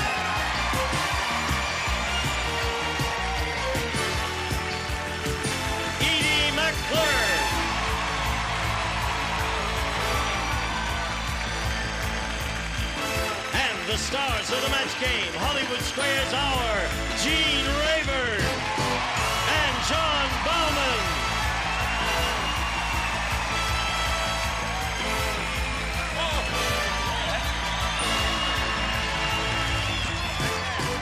Hello. Our kind of people. They're here. Right. You know, John was just saying while we were waiting to pub, you know, this board is wonderful here, and everybody thinks it's a big mechanical giant. And when we make our entrance, tell them what happens, John. There are two guys back there. They pull on ropes. a couple of ropes. They pull and ropes those like things this, open that one way. from either side. You thought it was a big mechanical thing, didn't you? You're wrong. Anyway, nice to have you here. And you're going to join John and me now in a brisk round of applause as we say, hello, stars. Hi, stars. You know what you guys look like when you come out? Say again, Fred. I just thought of this. You guys, when you come out with those two microphones, you Yeah. look like you're running a relay race. You look We like are. you're passing batons back and forth. Here, you're on. Thanks. Everybody ready? You're Michael, welcome. how are you today? I'm fine. You're what? You sound sick to me. I'm all right, baby. Oh, that's not your normal voice. Are you ready to do this thing? Yes, I'm ready, except someone else has my tall chair. I'm so short that I... Do we have a chair for people with short torsos? What? I'm sitting in it. You're sitting in her chair? Wait a minute. No, wait a minute. Very short chair. Is your... All right, now wait a minute. Let's get this thing straightened out here now. We There'll be no can't game have a today. guest These here. contestants You're a don't mind, star, do they? remember, and we don't want you to be uncomfortable here. You take this one? Is this hers? Did I hurt you? Yes. All right. Fred. Is this all right now? Wait a minute, your wheel is crooked here. You got blacks? Oh, and that'll When do never they come bring out off. the dinner? Oh, that's indelible. That's indelible. Where'd you get that? It's inedible. I thought it was yours. No, that's John Bauman's. That's not mine. I've got mine here. What are you doing here? I don't know either. Let's say hello to our two players over here, Cynthia Watson and Jan Saichi. Welcome. Now, let's find out about Cynthia. Well, I moved here about 7 weeks ago From from where? Minneapolis, Minneapolis. Minnesota, sure. Wonderful place. And I own my own business, tinting windows on cars and office buildings. Would you like to do my apartment? Sure. Okay, let's go. Oh, we don't have time now. Good luck to Cynthia. And Jan, tell us about you, please. Well, I live in Rosemead. I Yep. have 2 children, and I'm a volunteer coordinator for Crippled Children's Society. That sounds wonderful to me. Congratulations for that. Good luck to both ladies. Now, here in the match game, you'll have 3 opportunities to match as many of the restless ones as you possibly can. And the one who's done that most often at the end of the 3rd round will be the winner to go on to challenge the returning champion on Hollywood Squares for a chance to win up to $30,000. I'll push the button and reveal the first round questions. Cynthia, you won the toss. You go first. B, please. All right. Let's see what we have here for Cynthia. Gene. What? Excuse me. Yeah. Is there somebody here that will take this stuff off my pants? Blanche, maybe the wardrobe lady will do it, but Pickering won't take it off, and that's what they use in the wardrobe department here. Well, where is Pickering? Who is Pickering? Is a Pennsylvania, very volatile fluid. Oh, I'm sorry. I thought you were gin. Dry cleaning department. Yes. Yes. No, the only thing you can do is send that out to the dry cleaner and tell them it's indelible pencil. That's the only way it'll get off. You send it out now, Very we'll difficult. be back by the end of the show. Yeah. Why not? You're not going to stand up, are you? Yeah. All right. Come on, this is no All better right, than a here chair it is. routine. Harold said, I'll never go on another blind date. They told me she looked like a Hollywood star. I didn't know they meant blank. Never go on another blind date. They told me she looked like a Hollywood star. I didn't know they meant... Here we go. Cynthia, I'm going to read it to you again because I'm sure you've forgotten it by now. I know I have. Harold said I'll never go on another blind date. They told me she looked like a Hollywood star. I didn't know they meant blank. Phyllis Diller. Phyllis Diller. Phyllis Diller. All right. She says Phyllis Diller. What do you say, Michael? Well, I was kind of taken for a loss for that particular question. When you said star, it probably meant... I said billboard. A billboard? Yeah. Aha. Don't ask me. Got it. All right. McLean? I put down your basic lassie. Yeah, that seems to be the basic response. Lassie would be... Lassie. All right. And you with the barking dog? And you didn't think of Lassie, John? They told her she looked like a Hollywood star. I didn't know they meant... I was torn between Lassie, Rin Tin Tin, and Mr. Smith. But Those said Lassie. Those are all the good Those are answers, basic Cynthia. answers. Right. Martha, what have you got for us? We're in the animal kingdom. I have King Kong. King Kong, another good one. Right. I think Phyllis Diller looks good. I said Lassie, too. All right. So, there it is. Now, Jan, let's see what round A question has for you. Charlie said, there's something wrong with my TV set. You can see two commercials at the same time. Hey, take a look. Mr. Whipple is squeezing Ronald McDonald's blink. Watch yourself at all times. Okay. Shorter. Yeah, feels taller. All right. I'm going over here to Jan now. Michael, you ready? Charlie said there's something wrong with my TV set. You can see two commercials at the same time. Take a look. Mr. Whipple is squeezing Ronald McDonald's blank. Burgers. Burgers. Really? Are you a timid lady, Jan? Is that the only answer that occurred to you? No, what's the other one that occurred to I you? was going to say burger buns. Burger buns. All right, we'll find out what they said over here. Michael, what did you say? Well, Gene, how are you? I'm all right. You know, when he talks to me that way, it means his answer is rotten. Well, I don't think so. Well, it depends on which part of that particular chain's food is rotten. I kind of figured McNuggets would be. All right. Oh, you've had them. Ronald McDonald's McNuggets. Makes you wonder, who is it, huh? I had him, who was it that squeezed what? Mr. Whipple is squeezing Ronald McDonald's... Big Mac. Big Mac. Okay. Right. Oh, hey, that's one for Jan. There's the Mac. Okay. It's been so long. I know. Forgotten where we were. Yeah. Hello there. What have you got? McBuns. McBuns. All right. Mr. Whipple is squeezing Ronald McDonald's what? She's just not raunchy enough for the room. Buns. Buns. Were you afraid to say buns, Jan? No, burger came first and then came buns, so I thought I'd better go with yeah, the the first. buns do come last, don't they? All right, Martha. Nothing raunchy Wake up, about audience. Buns. Buns. I did burger buns. I was more technical. I said Sesame Street buns. Sesame Street. All right. Sesame seed buns. Yeah. So at the end of round Otherwise, one... he'd be squeezing his Big Bird. Why get into that? Can't say that on TV. We'll be back for round two in a moment or so. Right now we have this for you, if you please. Now we're ready to go on to round two. Here's the set of round two questions. Jan, you're ahead, so that means you have to go first. I'll take B. All right, you've got it. Everyone except McLean will play. Sam the surgeon said, I specialize in heavy-duty operations. Yesterday, I took a chainsaw and performed a blank on King Kong. Do you understand me?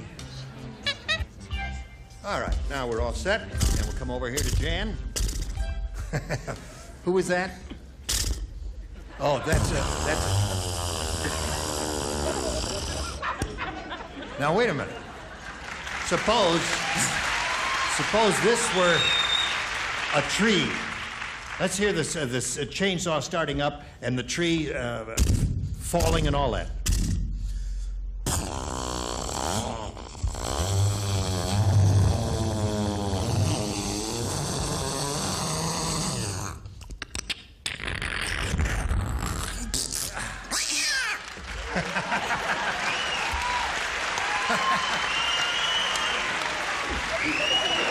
All right, Jan. Can you do an encore of the cat in the blender now? Sam the surgeon said, I specialize in heavy-duty operations. Yesterday I took a chainsaw and performed a blank on King Kong. An appendectomy. Appendectomy. Appendectomy. You're really timid, aren't you, Jan? Now, Jan, you're going to be surprised at how many people up here are going to give as their first choice your second choice. Michael? Well, I kind of figured such a very highly tuned technical instrument would be able to provide. Nancy Reagan had one, if I understand. Facelift! A facelift? Yes. That would be difficult. All right, Edie. Mrs. Reagan, yeah. What? Well, they didn't want any more little King Kongs running around, so he had a vasectomy. A vasectomy. That is very painful imagery to me. A vasectomy performed with a chainsaw. John, what do you say to this? But lest we not forget, perhaps the unkindest cut of all, Is a circumcision. You said it. Did those thoughts cross your mind, Jan? No. No? Oh. She's just too clean All right. for the room. Hello, Martha, darling. Hello. I don't know a lot of surgery, but I picked appendectomy. Appendectomy. All right, Jan, you're up to 2. Would you really go to a doctor named Sam the surgeon?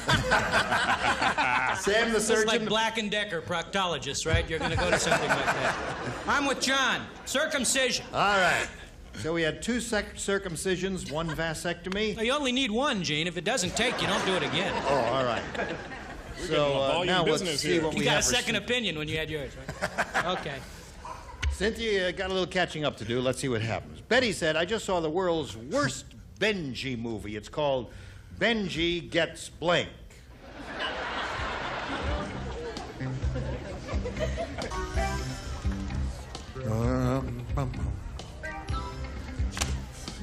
All right, the upper tier is ready. We're waiting for John and Martha. John, Martha, Martha, John, Martha, Please, you're distracting us and we're stupid. Gene, what's the title of this music? It's really catchy. It's wonderful. I've been listening to it here while Martha's thinking. It's Let's hard spice to it up. Let's believe get that some we rock and roll, man. Let's get the some Count rock into Basie this band thing. to do the theme. Can't but hear it now.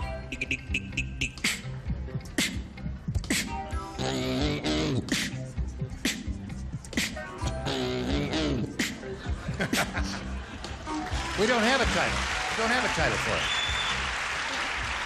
Well, that might be an interesting contest. Name the music on the match game portion of the match game Hollywood Squares Hour. Here we go, Cynthia. Betty said, I just saw the world's worst Benji movie. It's called Benji Gets Blank. You know who Benji is, don't you? Mm-hmm. Who?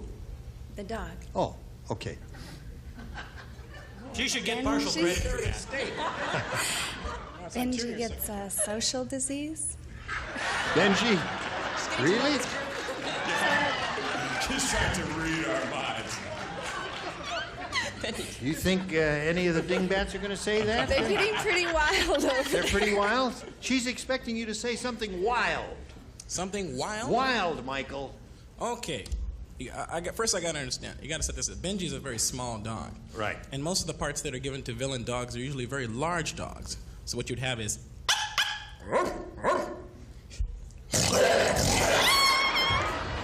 Eaten. Oh, dear me. Oh, he's sick. That would be very bad for Benji, wouldn't it? Well, I tell you, the letters you're going to get this week from just Cleveland Amory, Doris Day, and Pearl Holloman alone. Gretchen Weiler and all those the people. The cat in the blender, and then the dog eats the dog. It's going to be something.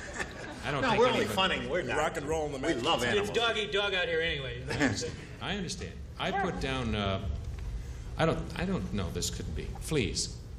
Benji, it's called Benji Gets Fleas. It would make him very uncomfortable. Because it's boring. It's good. It's boring. It's the typical network standard. What are you talking It's about? a hit. What have you got? Benji gets drunk. Benji Gets Drunk. That might make an interesting movie and a terrible one, too. John, it's called Benji Gets... Yeah, because we're looking for the most boring Benji movie, right? World's worst Benji movie. World's worst. It yeah, could be okay. boring, Yeah. anything. Yeah. Okay, so I have a boring, terrible answer. Benji gets a flea collar. Yeah. And it took all that time. It took all that time, yeah. It's hard so for me far to be we don't boring. have a social disease here, Cynthia. What do you say, Martha? Well, I say we have killed 2 cats and a dog this week, and I really think it's time to speak up for Benji. Benji just got bored. Benji got bored. Okay, Fred? Now, we assume that he's just making a big feature, right? Right. Maybe he's working porno. I said he might get spayed. By Sam the veterinarian. All right. So, Jan is ahead at the end of round 2, continues to remain in the lead. Round 3, the final round, right after this.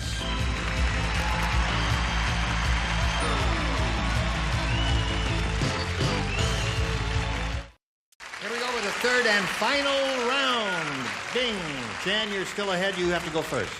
I'll take Alpha. Alpha. All right. You got it, Jan. Alpha says. You bet. Seymour said, I just went to a very strange deli. I ordered a tongue sandwich, and it blanked me. Strange deli. You don't play McLean? You don't play McLean? Right. Okay, we're ready now for Jan. Hello, Jan. Hello, Gene. Seymour said, I just went to a very strange deli. I ordered a tongue sandwich, and it blanked me. It licked me. It licked me. All right. Good answer, I think. Hers, don't you? I agree. Hi, Jen. How are you? Fine. Don't be mad at me. Well, French licked. All right. Licked is 1. Okay, it's Jan's up to 3 now. And Edie, what have you got for Jan? Oh. Licked. Okay. You're up to 4. Need 2 more. Ordered a tongue sandwich and it licked me, according to her. This time, I went back the other way. I said French kissed. Oh, so close. It is close because technically, well, no. All right. Martha? I matched. Oh, you did? She's Oh. not even playing. Oh, Right. that's Forget what about happened my to feelings. McLean's pants. I may be the only person here who came to play. I said licked. All Because right. I won a match. You got it. Now that's cool. Now, Cynthia, you need 5 to tie and 6 to win. Do not be faint of heart. It can be done. Everybody at the track meet knew that Rudy, the relay runner, was a real klutz. They could tell because Rudy had a baton sticking out of his blank. That's how klutzy he was. You must write a response because you have never matched her, you see. Right. That's the question. Oh, yes.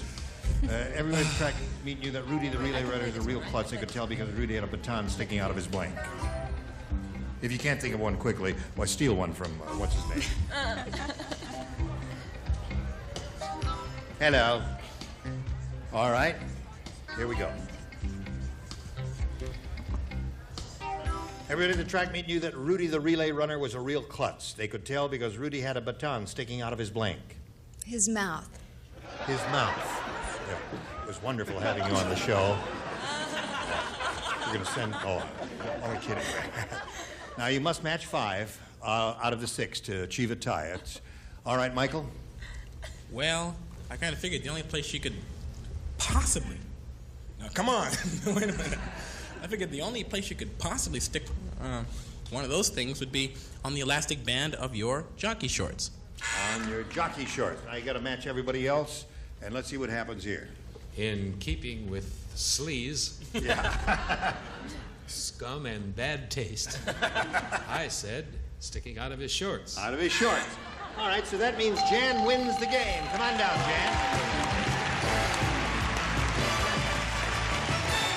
You stand right here alongside me. I'll get back to you in a moment or so. I've got to say goodbye here to Cynthia Watson. It was a pleasure to meet you. We are going to send some gifts your way. Cynthia Watson, many thanks for being on the Match Game. Goodbye. Congratulations to you. Time now to switch to Hollywood Squares. We're going to bring on 3 more celebrities. We are bringing on the rest of the set now through the magic of stagehand muscle power. And I'm going to change places with John Bauman, the host of Hollywood Squares. Lots more excitement coming up here. Don't go away. We'll be right back. A member of our studio audience will receive Gibson's Variable Speed Wash Master. Automatic washer designed to save time and energy, plus matching automatic dryer with AccuDry system for energy-efficient drying power furnished by Gibson. Now, it's time for more of the Match Game. Hollywood Squares Hour with from Trapper John, M.D., Charles Siebert,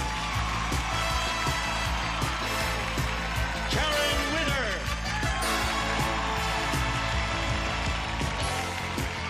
Jay Leno,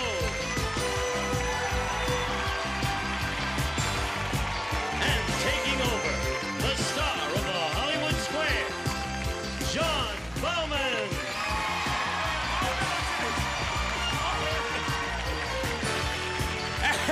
We'll be right back. You come back, too. And now, John Bauman and the Hollywood Squares. They love us. What did we do?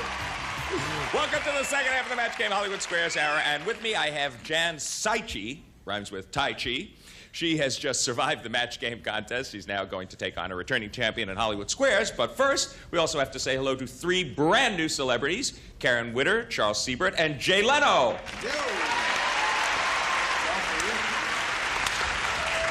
Charles, or can I call you Charlie? Yeah. You like Charlie, don't you? I like Charlie. That's fine with me. Yeah, thank How you. are things on Trapper John, M.D.? Terrific. We're in our 5th season, going strong, looking good. Going to go for a long time. I'm going to have 3 kids in college next year. I need the show to run a lot, so watch, folks, please. Okay, good to have you here. Ready? Let's get into action. Here we go. But first, let's play a bit. Yeah. Right. And we will meet our defending champion once again. Her name is Diane Hydorn. Yesterday, we collaborated, actually, you and I, on amassing $23,200 for you. Not too bad. No, not at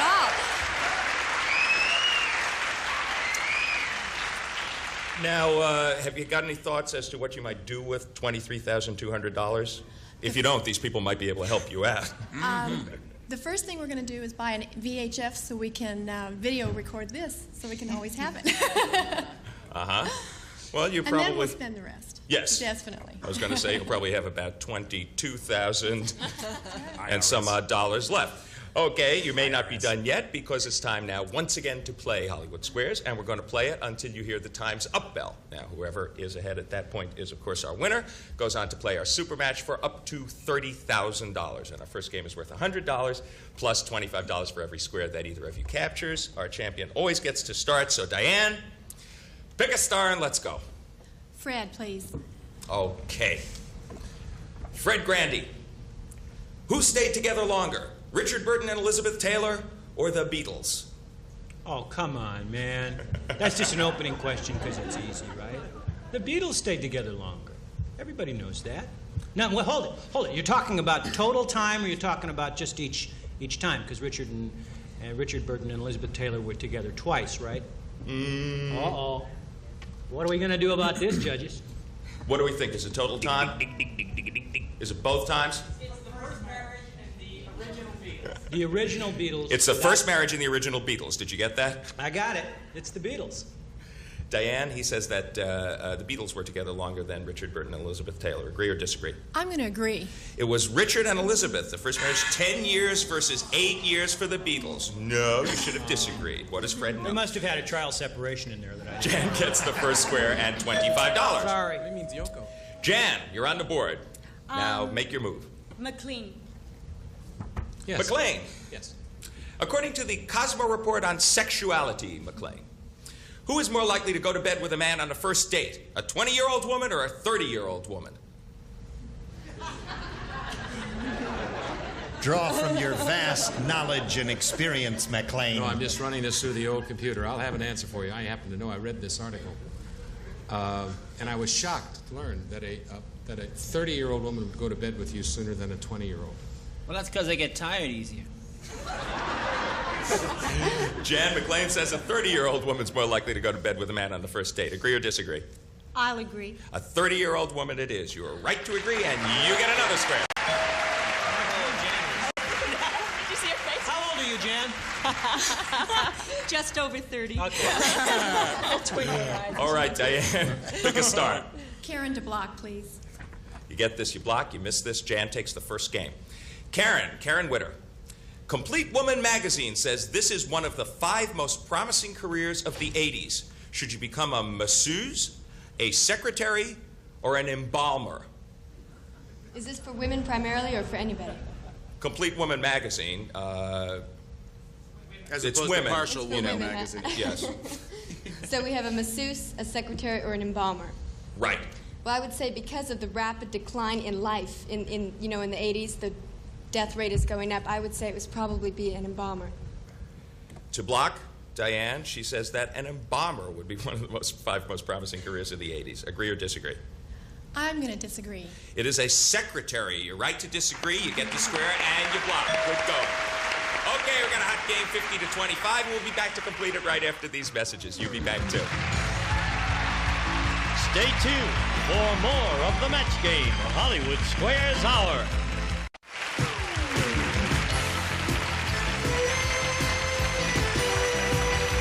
Now, back to John Bauman and the Hollywood Squares. Thank you, Gene Wood. And we're back in the middle of our $100 game. Jan has 50, so far 25 for you, Diane. Take a look at the board. Jan, it's your turn. Pick a star. Jay. All right, Jay Leno. Between the ages of 20 and 44, who is more likely to be overweight, women or men? Between the ages of 20 and 44. Let me see. My wife is on a diet. My wife is on probably the most popular diet in the United States right now. The I'm not eating, I'll just have a bite of yours diet. Are you familiar with that? I lost about 30 pounds on that one, so I would say women are going to be more trim than men. Men will let themselves go more. Jan Jay says that women between 20 and 44 are more likely to be overweight. No. I said it the other way around. I'm sorry. I'll say women will be more trim. Men will be overweight. More trim. I'm sorry. He says that men are more likely to be overweight. Agree or disagree? I'll disagree. Women are more likely to be overweight. So you are right to disagree, and you get the square. These funny jokes, they throw me off.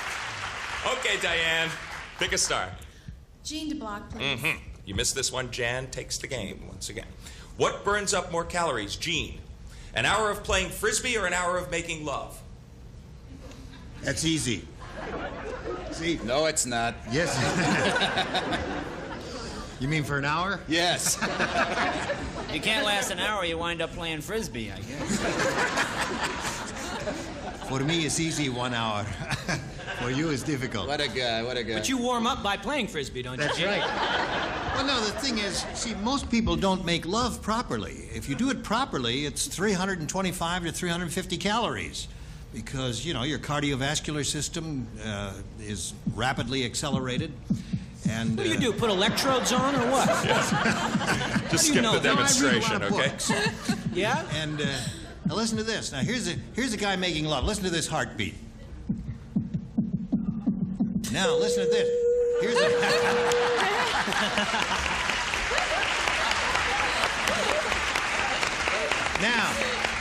Now listen carefully as to how much faster the heartbeat is when you're playing Frisbee. See what he means? You're on.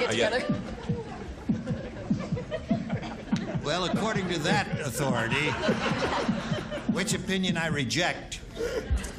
No, I suppose, Frisbee just involves tossing it back and forth, and that really doesn't get your pulse up as much as proper lovemaking would. So I'll say lovemaking. Gene says that an hour of lovemaking burns up more calories than an hour of throwing a Frisbee. But Agree he's or talking disagree, about spread Diane? out over the week now, you understand. Agree or disagree? To block, Diane. I'm going to disagree. disagree. An hour of throwing a frisbee burns up more calories. You were right to disagree, and you get the square, and you block. Not the way I do it. But you should have a glass of wine first. Okay, Jan, your move. I'm going to go with Edie to win. She blocked you one place, but she didn't block you here. Edie McClurg, you want to have a remarkable child. Yes. Play frisbee for an hour. Which It'll of these end up will... looking like a dog with a little hanky around its neck. Yes, go ahead. You want to have a remarkable child, Edie. Which of these will cost you more? The average stud fee of a prize bull or the sperm from a Nobel Prize winner?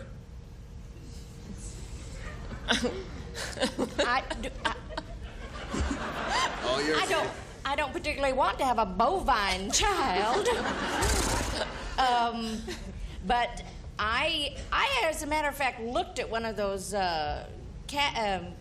catalogs for stud bulls one time. I was visiting a dairy farm for the day in Vermont. Kind of a slow weekend, huh, Edie?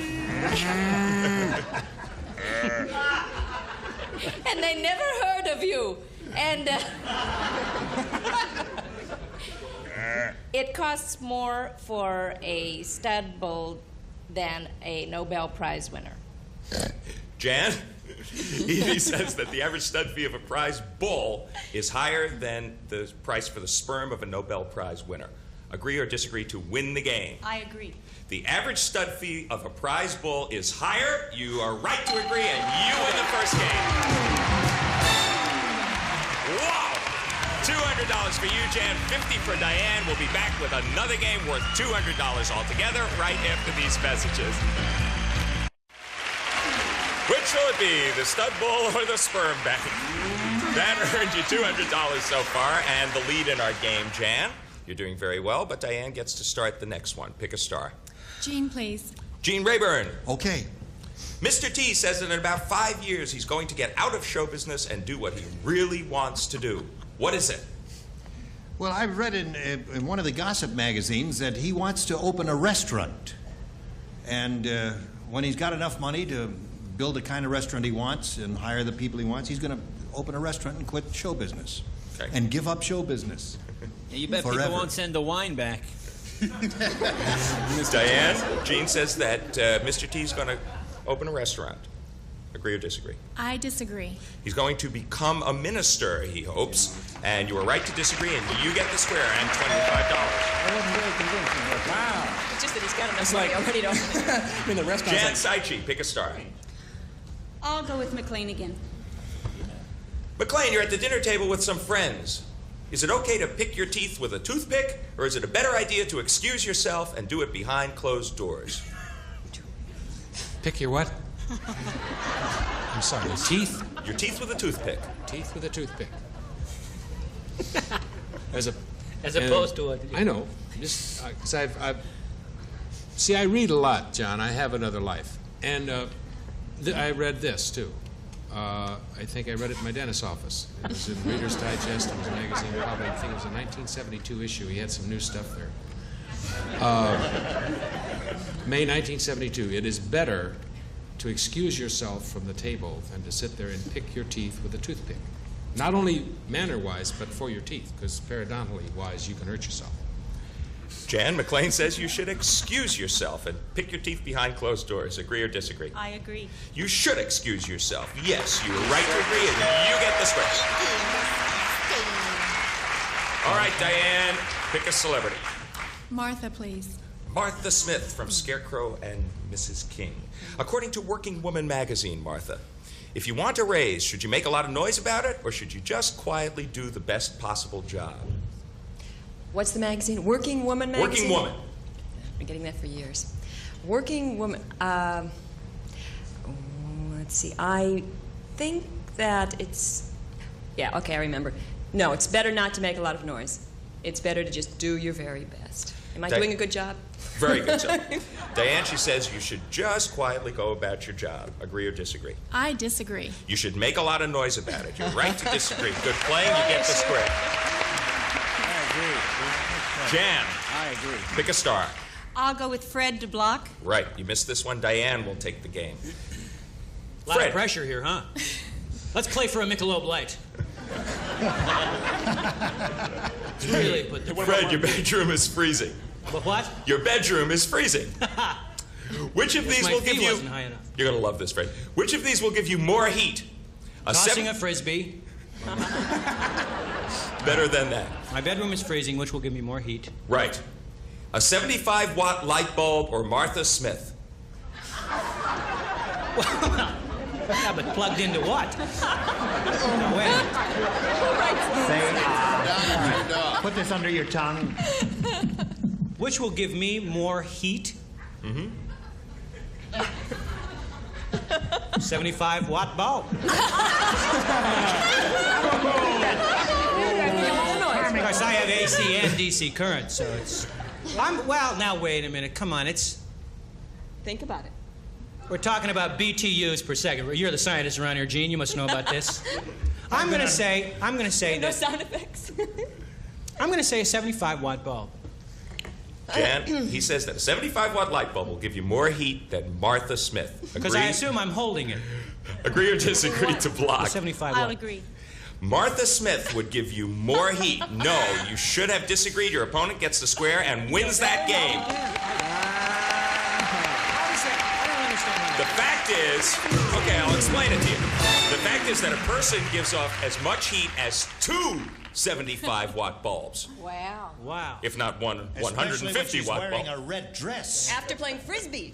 Okay, Diane. James Watson, 30 watt.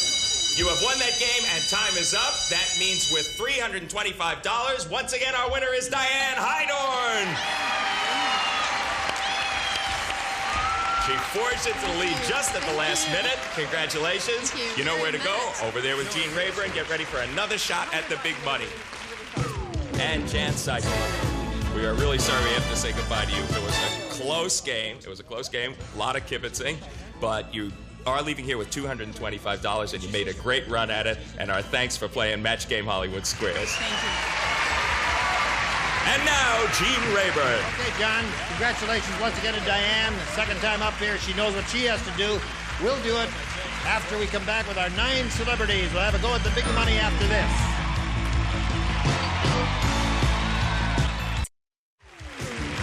Now, here to play the super match is Gene Rayburn. Thank you very much, Gene. Once again, we're up here with Diane. She's quite familiar with this operation. Gene, Yes. I hate to be a pain in the you-know-what. Yeah, but Back you to are. my pants. Oh, your pants.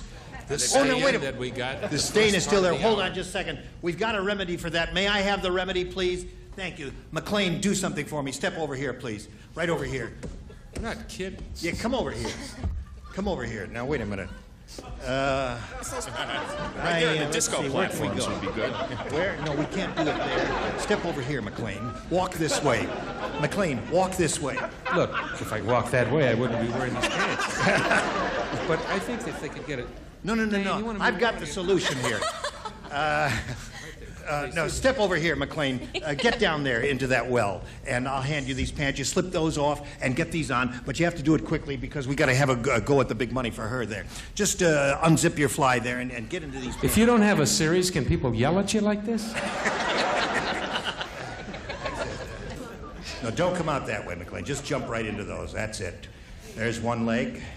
And there's the other leg. This guy's got rough Should we do that looking chair legs. business I know again the to cover? color is a little What do you think? flashy You've been there. playing football. But at least this will be very good. Okay. Celebrity responses are Oh, edited swell. out. Just prior to step down showtime. here and let's just see what they did for you. Oh, Yeah. shoes on. Wait. Nice. Hey. Well, now listen. You know, we were under a lot of pressure. We couldn't get your size, McLean. I know whose pants those are. Those are Jabba the Hutt's pants you wearing. really appreciate this. Those are McLean, you were Jabba's- never lovelier. That's great. I know the wife will believe this. The stain she wouldn't believe, but she will buy these. Okay. Don't let go, McLean. God, I can see Pittsburgh. Those are Jabba the Hutt's pants, man. All right, Diane, here we go. You can... Here in the super match, Diane, you can win up to $30,000, and let's begin. We polled a recent studio audience and said, write down your best answer to this. It's Teddy Blank. Remember, it's $1,000, $500, and $250. Any three of the 9 stars can help you. Whom do you want? Edie, please. All right. I think it's Teddy Kennedy. Teddy Kennedy, that's 1. Michael. Teddy Roosevelt. All right, 2. Karen. Teddy Bear. Teddy Bear. So you have Kennedy, Roosevelt, and Bear. And now the choice is up to you to choose one of those or give us one of your own. I'm going to go with Bear. You want Teddy Bear. All right, we'll find out if Teddy Bear is up there and where it is. Let's take a look at the $250 response. Teddy Kennedy is there. That was given to you, all right, by Edie. The $500 response says Teddy Roosevelt. Well, you got 2 out of the 3 they gave you so far. Let's see if Teddy Bear is up on top. Go. Yes, it is. Congratulations. Again, Diane, you got $1,000. Now you're going to play the head-to-head match with any star you pick. And remember, each star has the number, a 10, a 20, or a 30, and we'll multiply your winnings here, $1,000, by whatever number you choose. And we hope you get the one that has a 30, because then you'll be playing for $30,000. Which star do you want? I'm going to go with Fred today. Fred Grandy. Grab that tab and pull it upward, and let's reveal your number. Okay, I'm grabbing my tab right now. There it is, a 10. That means you're playing the head-to-head match for $10,000, a good sum. All right, Fred, you'll write your response to this. This will be verbal for you. Good luck to you. Here it is. Toxic blank. T-O-X-I-C. Toxic blank. Well, Fred made up his mind very quickly, and now it's up to you to match him for the $10,000. What do you say, Diane? Waste. Toxic waste, she says. Well, that's a subject that's on many people's minds. There are problems in this country with toxic waste. They're trying to solve the problems, and I would have thought of it right off the bat. Fred, did you think of it? You know what I thought of? What? Toxin is a poison, right? Yeah. So I thought poison. And as I was thinking poison, I wrote down waste. Aha! There's another $10,000.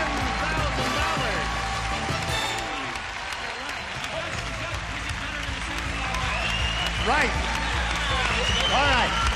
She has $34,525. Congratulations to Diane. Good for you. We'll be back in a moment. Hurry back. All right, here we go. We want to find out which star had the big 3-0. Would you please reveal the numbers right now? Who had it? Jay Leno had a 30 for you. All right, thank you, stars. We'll see you tomorrow, and we'll see you tomorrow, and you have a chance to increase your winnings from $34,525 to even more money. Join us tomorrow for the match game, Hollywood Squares Hour. Hollywood Squares. I'm sorry, Fred. Really. Join us tomorrow. Goodbye. So long, friends. A member of our studio audience will receive Quasar's 10-inch color television, ideal for the bedroom or kitchen. It offers a high-contrast picture tube, customatic tuning, and an earphone jack furnished by Quasar.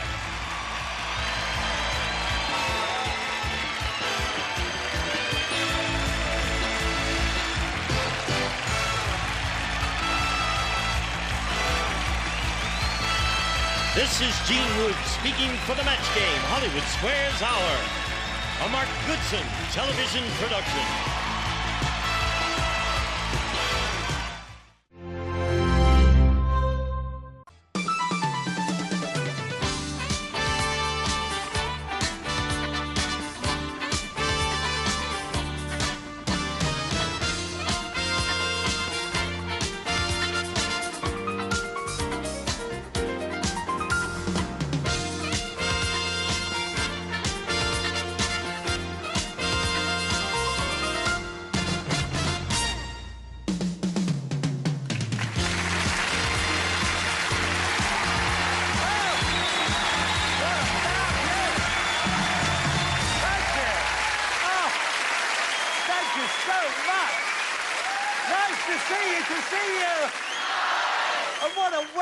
Oh, what an ovation. It's nice to be back. What an ovation. Please.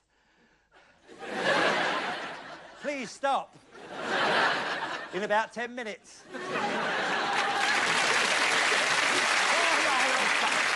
Oh, no. You really do make me feel like a super megastar. Idolized by countless millions. Who said so's Daffy Duck? I heard that. But I love doing the show because they know how to treat star performers. The chauffeur-driven limousine at the front door of your home at 10 o'clock in the morning, arriving at the studio and being given the red carpet treatment, the fantastic lunch in the executive dining room. That's the way they treat star performers here. Personally, I came on my bike and had a cheese sandwich in the cafe across the road. But nothing... But there are compensations, because I'm the leader of the pack, which makes me such a lucky jack. And if you like things that come in pairs, just look at my two croupiers. Oh, look at them, look! Oh! There they are. Are they there? Oh, my God, they're there! Oh, there. Welcome back, Sophie, and welcome back, Vicky. Thanks, Lovely. Bruce. Any, oh, I like the dresses. Oh, they're little... diamonds and hearts and clubs and spades and little numbers all over them. Oh, dear, they are very nice. Any chance of a shuffle? Do I get anything for a pair? Not in this game. Oh, shut up, you. Right, and what have you been doing since we last met? Well, everything we learned from you, Bruce. Really? Well, you are one of our most versatile entertainers. How very true. Carry on. You can sing. With the best of them. Carry on. You can dance. Well, I have been compared to Fred Astaire, yes. But carry on. You can tell jokes. Well, I am gifted in the art of comedy. Carry on. That's about it, really. The piano, you forgot about the piano playing, the piano playing. You're a fantastic pianist. Well, fancy you remembering that. So because of what you learned from me, you're on the road to stardom. Well, no, not really. But it did help to pass the time the last 12 months while we've been hanging around the job centre. You'll finish up round the job centre if you're not careful. Back at it. Fine. Now, I do hope you're going to play the game at home. Play your cards right. As you see, Sophie is dealing out the red cards at the top and Vicky is dealing out the blue cards at the bottom. We have our cards. All we need now are our players. There we are. Hello, how are you? Very nice to meet you. Thank you for being with us. All right. Now then, pity about the shirt, but never mind. No, it's nice. I like it. Right. Now you are Joanne and Charles... Johnson. Oh, Johnson. Oh, Johnson and Johnson. Right.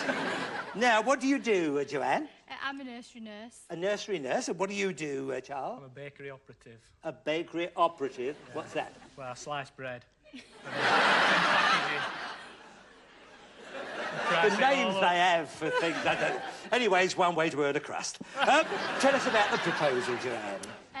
Well, we decided to go on holiday, but we didn't have very much money. So we borrowed a tent and we went to a really quiet village called Edale, where we lived on nothing but baked beans and tin curry. Baked beans and tin curry? Yeah. I'm sorry, I didn't mean to repeat that. But I bet you were the only tent in that field. So tell us, what happened, Charles? Well, when I proposed to Joanne, she said yes. I got a call of nature, so I went outside tent. A call of nature, and you went outside tent? You sure it wasn't a teepee? Right. Have you ever won anything, Charles? I once won a gallon of beer playing cricket in a single wicket competition. Oh, the really? cricket club I played for. Oh, yeah. That's different, isn't it? So you got the runs before you drank the gallon of beer. Have you any irritating habits, Charles, that you could admit to? Yes. No, I'm perfect. No, I've just got one, so Joanne says. Yeah. She says I'm grumpy when I'm on night shift. Oh, yeah, you're grumpy. Yeah, well, why don't you get sleepy? Or why don't you make out you're dopey? Anyway, as for Snow White, she'd rather wake up feeling happy. Hi-ho! Anyway, lovely to have you here. Sorry to keep you waiting. And you are Melanie and Kev... Dally. Dally. Oh, Dally. Dally. Oh, I know your sister, Dilly. But anyway, what do you do, Dilly? Melanie? I'm a full-time mum. A full-time mum, and that's enough, isn't it? I say fine. And what do you do then, Kev? I'm a photocopier engineer. A photocopier engineer, yeah? And where did you meet, Melanie? I was working as a receptionist and Kev came in to deliver some photocopy paper. Yes. And I noticed he was left-handed. Why? What was he doing with his left hand? Right, well, tell us about the proposal, Melanie. Kev had to propose twice before I accepted. Oh, yeah, well, he was a photocopier. You should have... That was clever. Now then, tell us about the wedding then, Kev. Let's get something out of you. Yeah? We went to Gretna Green. Oh, Gretna Green. Oh, really? Yes. We was going to elope there. Oh, you were? We let Yeah. the cat out of the bag. Oh, you and, did? Melanie's parents come up to be witnesses. Oh, Melanie's parents. So there were 5 of you. You two, your parents, and a shotgun. Any ambitions at all? Have you got, Melanie? But I've always wanted to appear on this show. Oh, well, I've helped you there, haven't I? Anything else? I've always wanted to actually see behind the scenes at Coronation Street. Well, I can help you. I can help you do that. Anything else? I'd like to have another child sometime. Well, 2 out of 3 isn't bad, is it? Get me another one of my pills. Right. Anyway, now then, have you any special talents at all? Yes, I've got double-jointed elbows, which bend the wrong way. Double-jointed elbows? I'll just do the one. Do the one. Come on, that's worth a round of applause. Very good, Ted. Right, bring back variety. Well, that's lovely. Thank you very much. And now, have you cut the cards? Yes. Good. Did you see them cut the cards? Yes. Right, now the idea of the game is this. We want you to work your way across the board by predicting whether each of these cards is higher or lower than the preceding one. The first one to turn over the last card correctly will win the game and a Brucey bonus. But you cannot win a game or a Brucey bonus until you've won a question.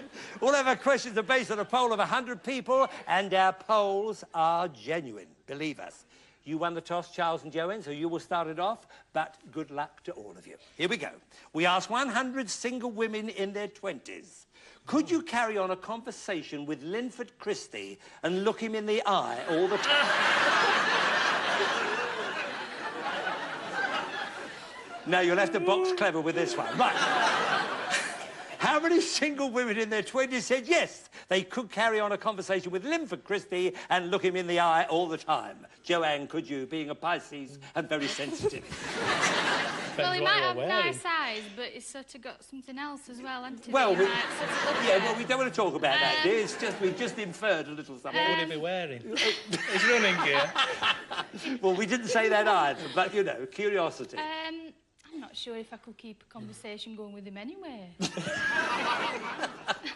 So, put a figure to it, the pair of you. What do you I think? think about 48, something like that. Maybe What, about for- halfway. Some Yeah. women like athletics. Yeah. and- 48? About 48. About 48. Yeah. Melanie, where would your eyes be, dear? I mean... Well, I think I'd be sneaky and pretend to cough and have a quick look as I was... She's a sneaky one. All right, Melanie. Do you agree with that, Kev? Yes, I do. I think it'd be... So now, do you think it's higher or lower? Lower, definitely lower. You think it's lower? You think it is lower. All right, the actual number who could look him in the eye all the time is... 4...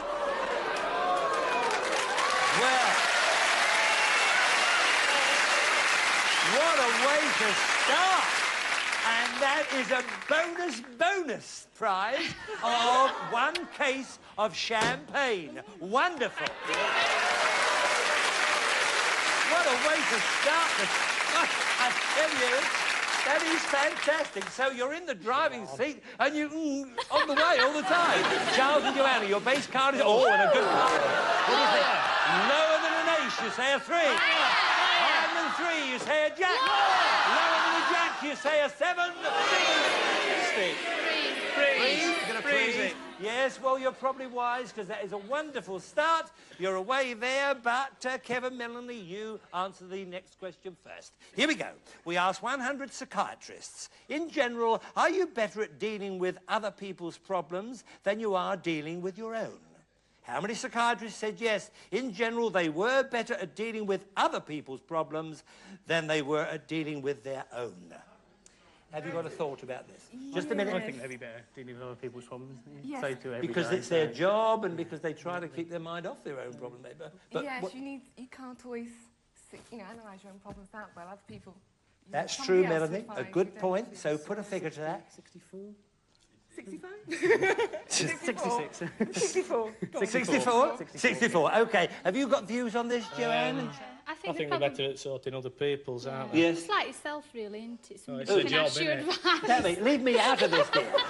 I don't go to a psychiatrist. What are you talking about? So you 64, you think it's higher or lower? Slightly higher. Slightly higher. Higher, slightly. It's got to be higher or lower, not slightly. All right. The actual number who were better at dealing with other people's problems is 74. You were right to go higher. Right to go higher.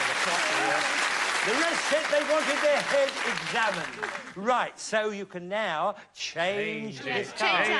Change the card for a king. Yes. Lower the king for the first game. Well, that was quick. They're in a hurry. And you've won a Brucey bonus. And it is a long weekend, Friday to Monday in Cannes with spending money. OK? So very, very good luck. We're now ready for game 2. And there's another Brucey bonus to be won there, Melanie and Kev, so don't be too down about it. But Charles and Joanne to answer this question. Game 2. We asked 100 male golfers, which do you think is the biggest sin? Cheating on your wife or cheating on the golf course? Oh. By the way, I was not included in this poll. How many male golfers said that cheating on the golf course was a bigger sin than cheating on your wife? Well, they take it really serious, don't they? Some do. I mean, the rules of golf and everything. Yeah, but would they take cheating seriously? Well, there you are. That's for you to decide. You know, it might be. Yes. I think it's a tricky one. Cheating on the wife it'd be a lot worse. I think. Oh, I don't know. No, it would be Being a non-golfer. Wait till she gets you home, right? Oh, you're in for some trouble, I tell you. Trouble at mill. There's trouble at mill. We think about 35. 36. About 35. About 35. All right, look. About 35. Right, it's another world, isn't it? Right. Now then, Melanie, and you play golf at all, Kev? No. No, but you do know that golfers take the rules very seriously, so yes. Any opinion about it? I think we're slightly higher. Yes, slightly higher. Yes? You think it's higher than 35? Yes. All right, OK. The actual number who did say that cheating on the golf course was the biggest sin is 52. You were right to go higher. Well done. Well done indeed. We did ask 100 female golfers the same question, and I daren't tell you the answer. Right, so there we are. Kevin, Melanie, at last you're off the running, but you can change that. Change it, please. Change the 7 for a 5. Oh, not much better, but a bit better. Higher than a 5, you say a jack. Yes, lower than a jack, you say a 4. Higher than a 4, you say a 6. Oh. What do you think? Higher. You're going for it. Higher than a 6. Oh!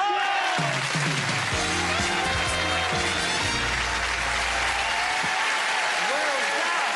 What a hit that. What a hit that. And you have won a Brucey bonus.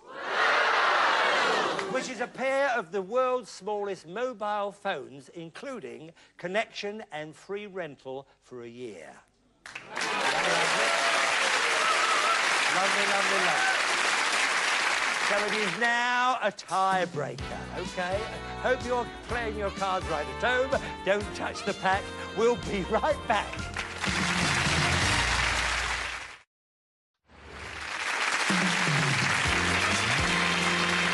So it is now a tiebreaker, OK? A tiebreaker coming up now. Very important to get control of the board. Very important. So, Kevin, Melanie, you to answer the question first. Here we go.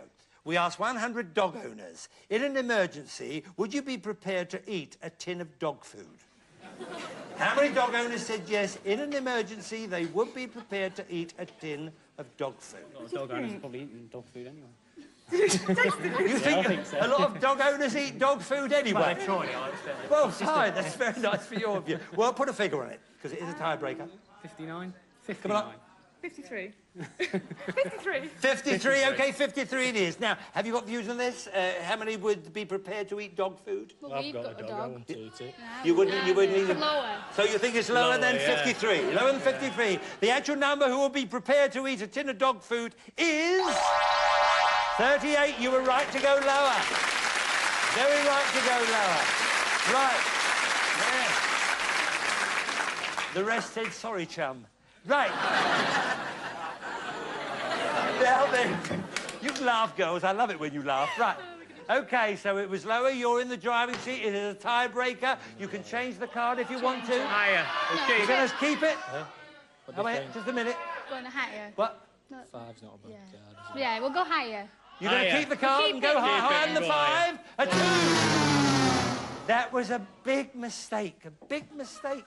There we are, giving you a free go, Kevin Melly. Very dramatic. A king! Lower. Learn the king. A 3! Higher than the 3!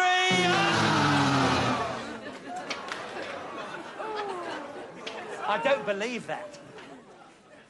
I hope we tape that. I'd like to see that back over there. My goodness, that was amazing. OK, Charles and Joanne, you to answer the next question. That was... I still don't believe it. We asked 100 bus drivers, have you ever had to ask a passenger for directions? Right. How many drivers said yes, they had asked a passenger for directions? Quickly, because it is a tiebreaker. I don't think many. I think about 32. Yeah, 32? No, maybe lower. What? 28. 28. 28? Now, Kev and Melanie? Slightly higher. You think higher? OK. The actual number who did say they'd asked for directions is... 74! Well, so Kev and Melanie, you now have the king there. You don't want to change it? No, no? Lower. And what do you think? Lower than a king? A jack? Lower. This is for the match. Yeah!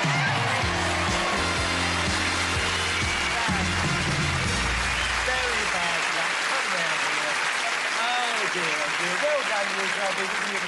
But you two, I tell you, that was very bad luck. It was the 5 that did it. There we are. But will you accept from us these lovely flowers for you, Joanne? Thank you. And Thank you. this year, our keepsake is a lovely decanter with play your cards right on it and some glasses, and we'll fill it up later, and we'll have a drink before you go. Thanks very Okay. much. Thank you very much, both of you. Come on.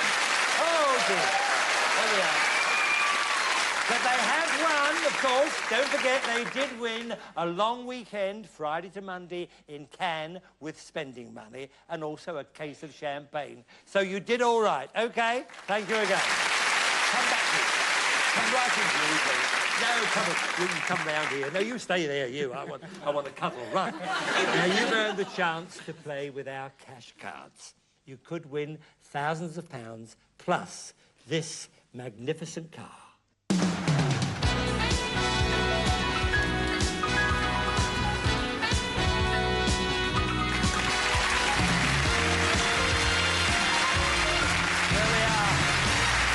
Car, isn't it? Oh, a beautiful car. Now, before we deal out the cash cards, the more pounds you get, the richer you get. And what do pounds make? Rich people! Yes, we want you to leave here rich people, OK? Now, first of all, as you see, there she is over there, little Vicky. She's dealing out your blue cards, which were lucky for you before, and we hope they're twice as lucky now. And I'm going to give you £200. I'm going to ask you a question. If you get the question right, I can add 50 to the 200. If you get it wrong, I have to take 50 away. Is that clear? Yes. OK, Sophie, have we got a question, my darling? Jolly good. Yeah. I thought you might have a question there. Go for it, both of you. All right. There we are. There we are. Thank you, my darling. Here we go. And no help from our audience with this part of the show. Here we go. From which country does the drink ouzo originate? Spain, Greece, or Italy? Greece. I thought you'd know that. Right. Now, we play the game as we did before. OK, but your minimum bet must be £50. Or anything what you have up to that amount is fine as well. But 50 is the minimum. OK, we work you... When you get to here, we move you up to here, and we give you another £200 out of the goodness of our hearts. You move along to here. When you get to here, if you have £4,000 or more, you have a chance to go for the car. Well done. Then I have to ask you another question. If you get that question right on the turn of this card, will determine whether you win the car or not. Is that all clear, Kevin, Melanie? Yes, it is. Good luck. We're all with you on this. Good luck all the way. OK, now, your base card is a queen. A good card? But what do you think? £250. Now, what do you want to bet? £200 lower. £200 lower than the queen. Oh. Well, I won't say it. That is such bad luck. Such bad luck. A terrible start, so you've got to double up. But you can still earn a lot of money, so believe me, this can mount up. £50 lower. £50, it's got to be £50 lower. And the Queen, a 5. You now have £100. £100 higher. £100 higher than the 5. A jack, yes. We give you another 200, so you now have £400, and it is double up time, I think, again, but it's up to you. Do whatever you like. No, keep it. Okay, keep the card. 350 lower. 350 lower than a jack? These cards have been so cruel to you, I cannot believe it. You're down to 50 again. You've got to double up. What can I say? £50 lower. Lower than a king, £50.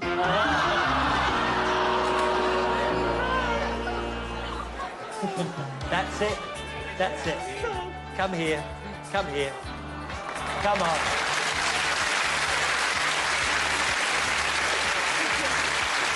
And you cut the cards.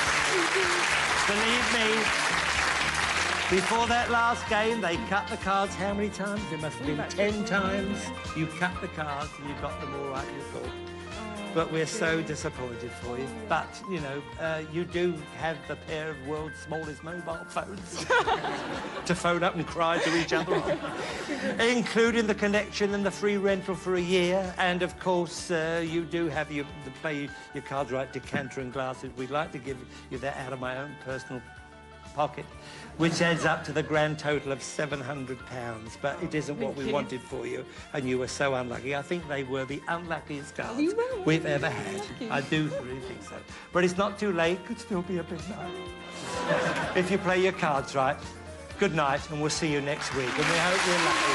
I'm so sorry.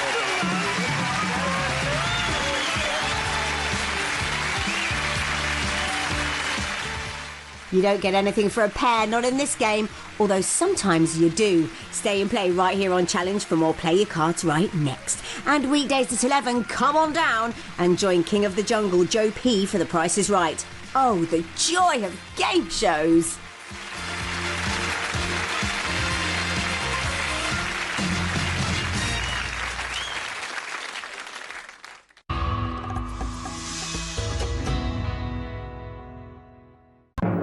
This is our returning champion, Alice Conkright from Tempe, Arizona. Stand by to see Alice play for a dune buggy valued at $6,100. Today, on America's biggest bargain sale, we're offering an Alfa Romeo valued at $30,895 for $530. Cash and prizes worth over $100,000 for $750. Two of the incredible bargains on Sale of the Century. And now, here's the star of our show, Jim Perry. Thank you very much. Hi, thank you. Thank you. Welcome to Sale of the Century. Well, Jay was talking about over $100,000 in cash and prizes, well over $145,000 right now. And a young gentleman got very close to all of that on our last show, but this lady came on strong to beat him and become the new champion. Alice Conkright. Hi, Alice. Hi, Jim. Again, our congratulations, because you defeated a fine champion who had been with us for some time. You won, as a matter of fact, you won handily, $120 you've got now. You decided not to take $3,000 in shopping spree cash, so you need a win and $55 more, and you can have that dune buggy, and of course a lot of other wonderful things. I didn't get a chance to ask you, Alice, what do you do for a living? I work as a librarian at South Mountain Community College in Tempe. Well, it's obvious you read a lot of those books yourself, because you are a very bright lady. All set to go again? Yes. Here to introduce the challengers, Summer Bartholomew. Hello there, Summer. Hello. Who knows, Alice could go all the way to the top. That's right. That's right. She might be the next one to do it, and there's a lot at stake. Now, cash jackpot's at $72,000. Ooh, would I love to have that. Yeah, who'd you bring us? This challenger is a show business computer authority, originally from Marion, Ohio. Give a big hand to John Bornholt. Hello there, John. And next, this challenger is trying to perfect an American institution. Originally from New York, New York. Say hello to Myrna Fine. Hi there, Myrna. See you a little later with some instant bargains, Summer. Myrna, you are trying to perfect an American institution. What is that? Well, my husband and I are busy in our kitchen every night trying to design the perfect chocolate chip cookie. Oh, that's definitely an American institution. Who knows? You might have a business there, right? We hope so. All right, good luck with that. Good luck here. Nice to have you here. John, a show business computer authority. I'm a computer consultant by trade, Jim, but I also set up computers on movie sets. And I set up all the computers in the squad room of Beverly Hills Cop, for example. Oh, that sounds like it's a lot of fun. You enjoy it? Good to have you here. I hope you'll enjoy your stay here with us. We'll start all three of you off with $20.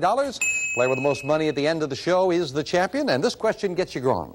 Name the deep-voiced singer who gave us Folsom Prison Blues. Alice? Johnny Cash. Hello, I'm Johnny Cash. You're right. For $5 on the plus side, you go to 25. Name the principality that is ruled by a prince.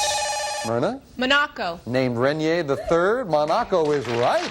Myrna anticipates beautifully. She goes to 25 as well. What holiday is celebrated every October 31st? Alice? Halloween. Yeah, it's not a legal holiday, but it's a holiday nonetheless. Alice goes to 30, back in the lead. Traditionally, a bride is supposed to get something old, something... Alice? Something new, something borrowed, something blue. I was just going to ask for the color. You gave me the whole thing. You're right for another 5. Alice to 35. Former superstars of this sport were Bobby Jones. Alice? Golf. Sammy Snead and Ben Hogan. Golf is exactly what it is. And Alice hits the $40 mark. Well, Alice got a $15 lead. Great time to have the lead because a player in the lead, when an instant bargain comes up, can buy bargain merchandise. Alice, as I say, you've got a $15 lead. Sale surprise with a cash bonus could come up at any time. Alice, can we interest you in this? Alice, raise a toast to the good life with Sven Jensen of Denmark. Elegant, mouth-blown, and hand-cut crystal in the Scandinavian tradition. High quality and classic design. From Sven Jensen of Denmark, this gorgeous stemware is normally priced at $519, and today on Sale of the Century, it's yours for only $5. Aww, isn't that nice? Didn't I see you two on top of a cake someplace? Now, it is wonderful stemware, Alice. It's $5 all it would cost you, $519 worth. Now, I remember on the last show, you got the lead, but you didn't want to buy any instant bargains because you were pushing that champion. I think you were a little nervous about it. Now you're the champion. Buy the $519 worth of stemware for $5, you would still have a $10 lead. Now you can relax and buy. Going once, going twice, no sale. Oh, even with a $15 lead, doesn't want to buy. Back with this. Name the phenomenally successful young filmmaker who directed Alice. Steven Spielberg. That's silly.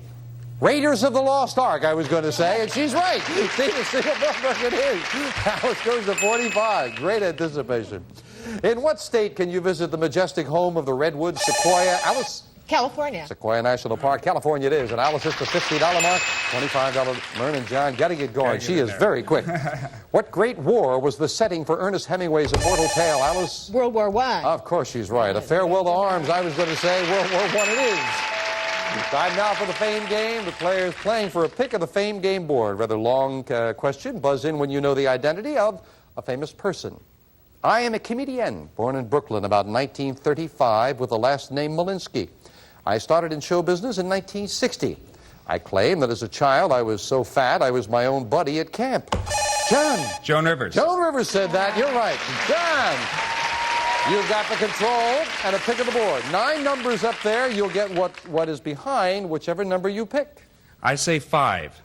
And behind number 5 we have $400. All pick again. Well, John, you are trailing right now by a bit. You're at 20. Alice is at 55. An opportunity to put $400 in your pocket. I actually have a few bills that need paying, and I think I will take the money. She's going to... That's your first opportunity to buy. Not a bad idea. So John puts $400 into his pocket. That's his to keep, no matter how he finishes in the game. We will be back to the game, and I may finish a couple of questions if Alice lets me, right after this. Well, Alice Conkright already has the $55 that she needs for that dune buggy worth over $6,000. Of course, she must win. Right now, she's got the lead. 55, Myrna 25, John at 20. Back with this.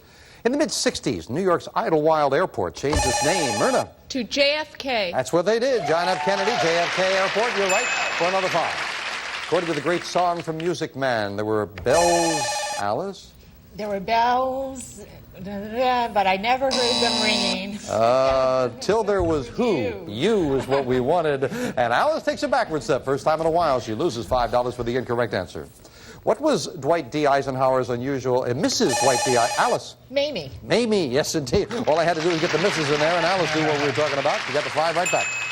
Name the English author who created the fictional spinster detective Jane Marple. Alice? That was Agatha Christie. It was indeed Agatha Christie. Alice, it's the $60 mark. Alice, you haven't wanted to buy up to now. Now you have a $30 lead. Couple of youngsters at home, they come home with messes, right? Yes, they do. Take a look at this. Alice, here's an idea for clean living.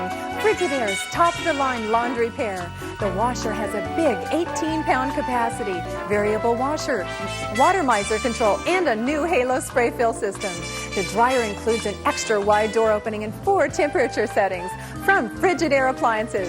Here today, here tomorrow. This pair is normally priced at $880, and today on Sale of the Century, it's yours for only $10. Now, Alice, you like the washer dryer? I have a 23-year-old washing machine. Well, that would I got it when my daughter was born. Now we can talk. $880 worth of appliances cost you just $10. You haven't wanted to buy up to now. If you bought them, you would still have a $20 lead. I will make it over $1,000 bargain by giving you $200 for soap, Alice, for just $10. But my washing machine still works. It's old, but it still I'll works. give you another $100 to go break the darn thing. Going once, going twice. No hell. Should have taken a busted 10p and taken it myself. Doesn't want to buy. Back with this. In American history, name the actor who uttered the cry, "Sic Semper Tyrannis." John? John Wilkes Booth? That's the man the South is avenged upon assassinating Lincoln. John goes to 25. Name the Lerner and Lowe hit show which gave us such song, Alice? My Fair Lady. As wouldn't it be lovely, and I could have danced all night? Of course she's right. It's My Fair Lady. You're right. Alice goes to 65. What special name is given to the imaginary line which circles the globe? Alice? The equator. No, not this time. 23.5 degrees south of the North Pole. That is the Arctic Circle. Quick anticipation did not work this time for Alice. She loses 5. One of the defendants at the Chicago 7 conspiracy trial, Myrna? Jerry Rubin. Boy, is Tom Hayden going to be surprised when he comes home and finds Jerry Rubin with Jane Fonda. No, it's Tom Hayden who's married to Jane Fonda. And you lose 5, Myrna. Sorry about that. From the belfry of which Boston church was the signal, Alice? The Old North Church. That's exactly what it is, yes. 1 if by land, 2 if by sea. Alice has another 5, yes. Talking about that with the signal 1 if by land, 2 if by church, it's a little 2 if by sea. It's a little known historical fact that if it was 3 lanterns, that would have meant that the British were coming by Greyhound bus from Newark. You didn't know that. We'll be right back. Champion Alice Conkright from Tempe, Arizona continues in the lead. It is Alice at 65, John and Myrna both at 25. And once again, the fame game, $15 money card up there someplace. We've added that, 5 before, 10 before. Buzz in when you know a famous person. I am an American painter born in New York State in 1860. For many years, I embroidered pictures on canvas. Alice? Grandma Moses? That's who it is, Grandma Moses, yes. My goodness. Alice, with those 8 numbers, which one looks good to you now? I think I'm going to take number 3 for myself and my 2 children. And behind number 3, we have $500 in cash. $500 in full cash. Now that's not a money card. That's cash. It goes right in your pocket. That's yours to keep no matter how you finish in the game. So a very good choice. Interesting with Grandma Moses, as a matter of fact, of all the paintings that she did, 25 paintings were done after her 100th birthday. That is very prolific. Back with us for all 3 of you. What general of the Union Army in the Civil War later went on to become president? John? Grant. Grant, that's right. Ulysses S. John in the 2nd place at 30. Babbitt, Arrowsmith, and Dodge. Alice? Sinclair Lewis. And Dodsworth were all written by Sinclair Lewis. You are right. Alice still hits the $70 mark. Name the actress who made her film debut at the age of 19 into Have and Have Not. Alice? Lauren Bacall. That's who it was, and Alice goes to 75. Now, Alice, you have a $45 lead, Alice. You haven't wanted to buy anything. Think of this. Oh, Alice, here's a tropical delight, a trip to fabulous Hawaii. We'll fly you and a guest from Los Angeles for a week's stay at the Kona Surf, set in tropical gardens. Surrounded by bay, ocean, and a golf course. Located on Hawaii's Kona Coast. Luxury rooms and island entertainment. Furnished by Kona Surf Hotel. This wonderful trip is normally priced at $2,176. And today on Sale of the Century, it's yours for only $17. $17 it would cost. If we got you guys to spell cat along with that, we would have been in trouble. Alice, $2,176 trip to Hawaii. Have you been to Hawaii? I have never been to Hawaii. Oh, well. Never And I bet been you have no washer there either, right? Never been to Hawaii. I would like for you to buy something. You've got a big lead. Buy that for $17, you would still have a big lead. Well over $20. I think it's something like $28. I'm not exactly sure. I forgot what my math is. But Alice, you haven't bought in 2 days. Give you $100 in cash to go with it. Say no, Alice. No. No, that's not enough. $300 in cash. Now, $2,476 trip for $17. You would still have a big lead. Going once. Going twice. More? No. $500 in cash. No. Going once. Going twice.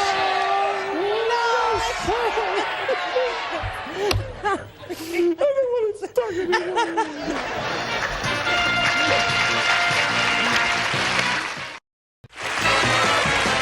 If I had offered her $19,200, $19,300. Oh, now. Do you know, Alice, everybody in the audience said they would have taken that trip except you? Back with us. You're a cruel lady, Alice Conkright. Alice at 75, John at 30, Myrna at 25. I'm teasing. You've got to play the game exactly the way you want to play it. In mythology, the great hero John. Medusa. Perseus managed to kill one of the ugliest women on earth. You are right. Medusa it is. The ugliest woman on earth. I'll let you write your own punchlines to that one, friends. You got another 5, John. In which ocean is the island of Guam? Alice? Pacific. That's exactly what it is, and Alice, it's the $80 mark. In literature, what was the name of Don Quixote's faithful, Alice? Sancho Panza. That's his sidekick, Sancho Panza. It is, and Alice at 85. Third and final crack of the fame game, and Myrna and John, I don't have to tell you, you might need that $25 money card if you're going to catch her. We're looking for a famous person. Buzz in. I was born in England in 1809. My grandfather was a noted physician and scientist, and I followed in his footsteps. I studied medicine and theology.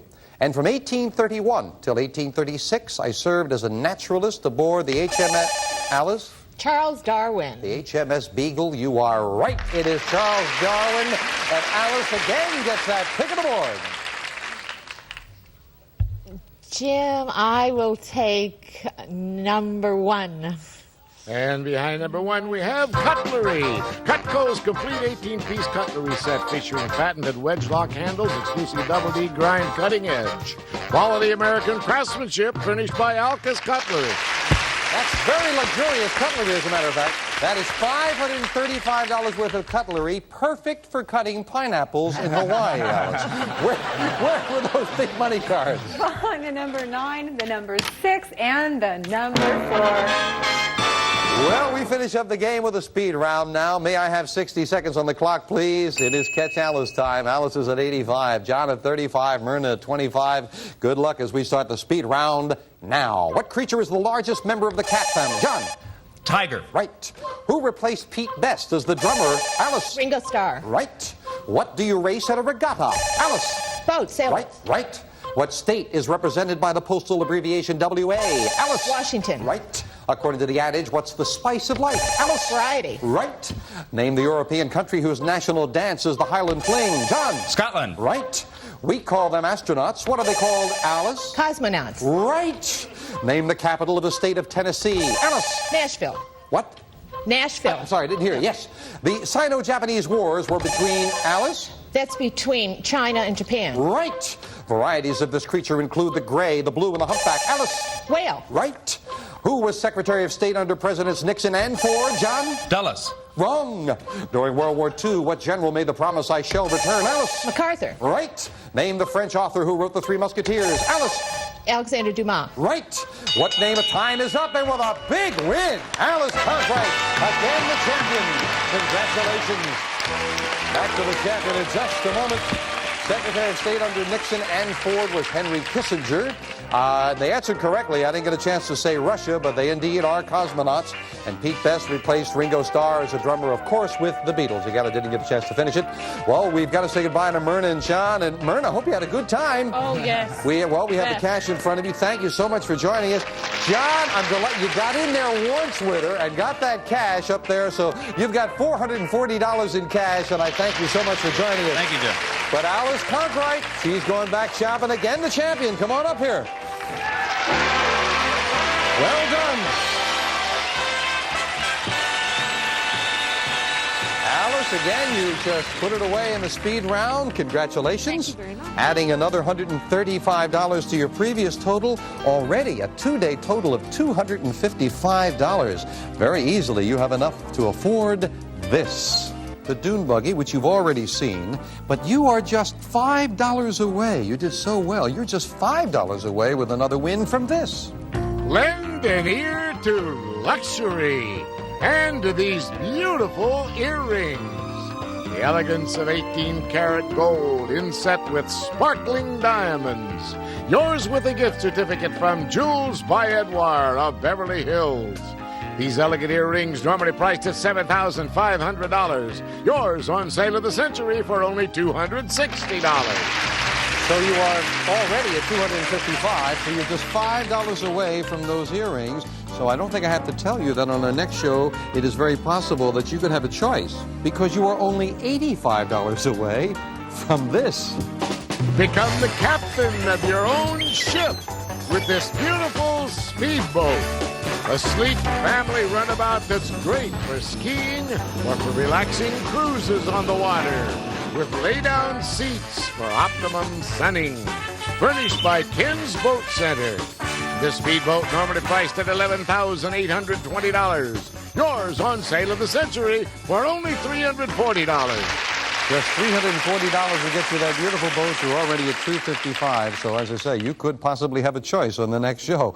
Now, if you get to $640, and the way you're going, that would be possible. You'd have all the prizes we've got on the stage. $750 would get you all of the prizes plus this. The cash jackpot is $73,000. Cash jackpot is continuing to grow. So Alice, right now, there is no choice as far as what you would take. If you wanted to leave us, you would buy the dune buggy and leave. Put your money in the bank. The diamond earrings and possibly the speedboat are, both of them, strong possibilities for our next show. You think about your decision, and we'll get that decision right after this.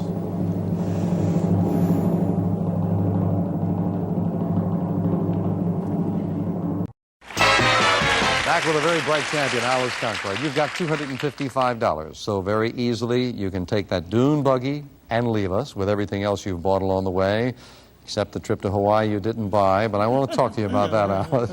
Or you can put your money in the bank. You are just $5 away from those beautiful diamond earrings that Karen is wearing. You're just $85 away already from the speedboat. So, Alice, what's it going to be? You going to buy, or are you going to put your money in the bank?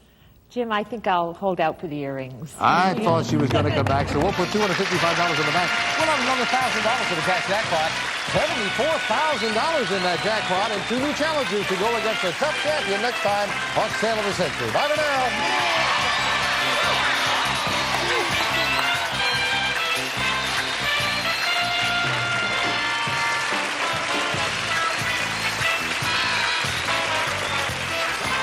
All prices are manufacturer's suggested retail value and are correct at the time of recording. This is Jay Stewart speaking.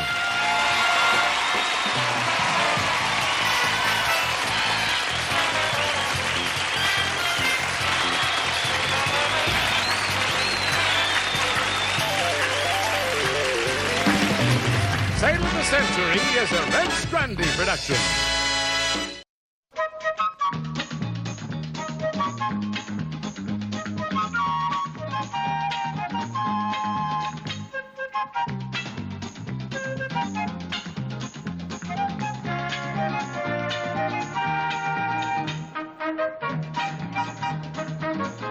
Let's all play What's My Line?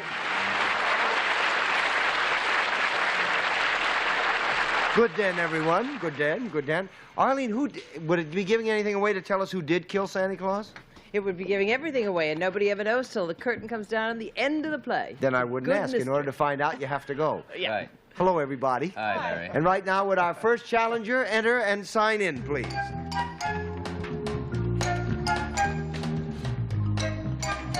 Mark Loiseau.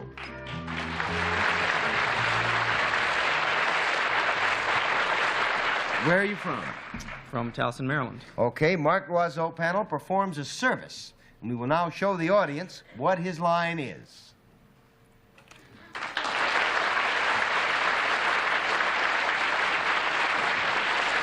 And let's start the game with Joanna Simon. Well, I am to assume that your name has nothing to do with what you do because it's bird in French. Très bien. Yes, it is. So you have nothing to do with birds. Yes, that's true. That is true. Do you perform a service more for women than for men? No. 1 down and 9 to go, Alan. Not more, but is it equally for men and women? No. 2 down and 8 to go, I Arlene. blew that, didn't I? Is your service for something other than human beings? No. 3 down and 7 to go, Soupy. Is your service done in a home? No. 4 down and 6 to go, Joanna. As a result of using your service, are we made more attractive? No. 5 down and 5 to go, Alan. I never heard so many no's so fast. This whole program's going to be short if we don't get a few yeses here. Now concentrate. Try to give me a yes on this, will you? Did you have to have any kind of special training to perform this service? That's affirmative, yes. That's a yes? Yeah. Yes. Now all I got to do is find out what kind of training, right? Right. Did you go to school for it? No. 6 down and 4 to go, Arlene. Oh, he learned it after hours. Is it service mostly for men? Yes. When you are performing your service, do you ever touch them? No. I tell you, before we go any further with this, perhaps I should clarify that it's a service that men would be involved in, but it isn't a service to the man. Uh-huh. Soupy, you're Figure on. that out. These short naps are really great for you. Mark, when you do you move around when you do this? Ever move around? What'd you have in mind, Soupy? Well, what do you have in mind, Larry? Let me talk to Mark here. After I drop him off, I'll pick you up. Anyway, yes, do you move around? Yes, I move. Is this in an automobile? No. 8 down and 2 to go, Joanna. Does your service take place primarily indoors? No. 9 down and 1 to go, Alan. Yeah. Do you have an idea? No, but I mean, I think we got to get him in the air or something like that. Then if you're not indoors, you're obviously outdoors, right? Right. Okay. Is this athletic at all? No. No. What he does is demolish buildings with dynamite. Oh.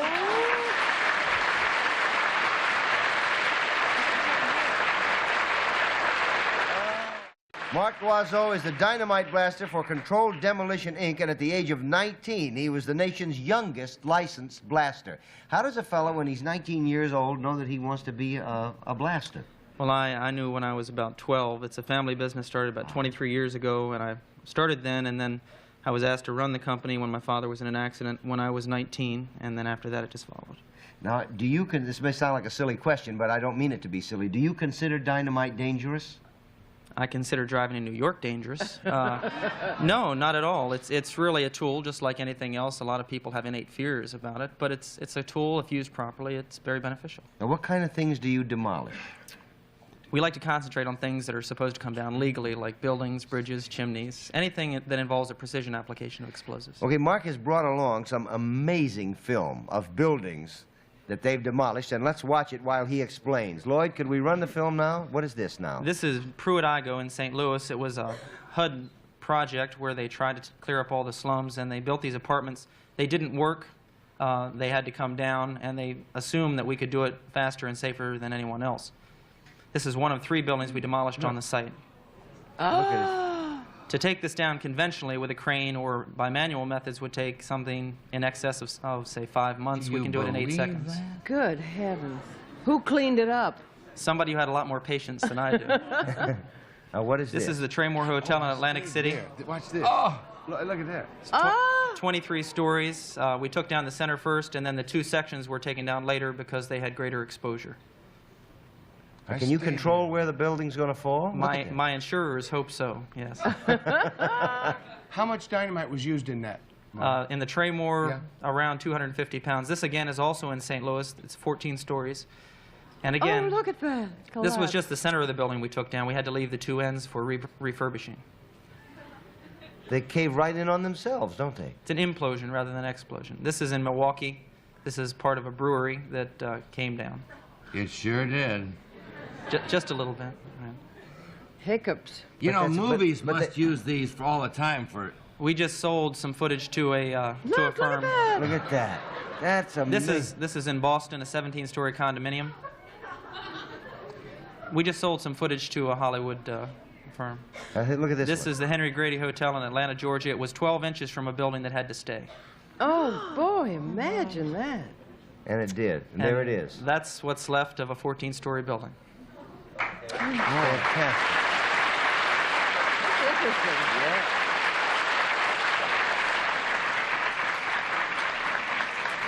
What do? Try to hit the stress points? Is that what it is? You're dealing mainly with gravity. It doesn't take much explosives. It's basically how you use it, where you place it. And I could carry in my arms the amount usually required in most structures. It doesn't take too much. That's really fantastic. Thank you for showing it to us on What's My Line. Our next challenger, enter and sign in, please.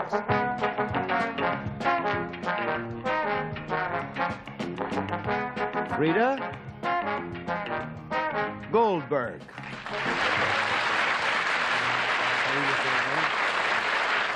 Sit down.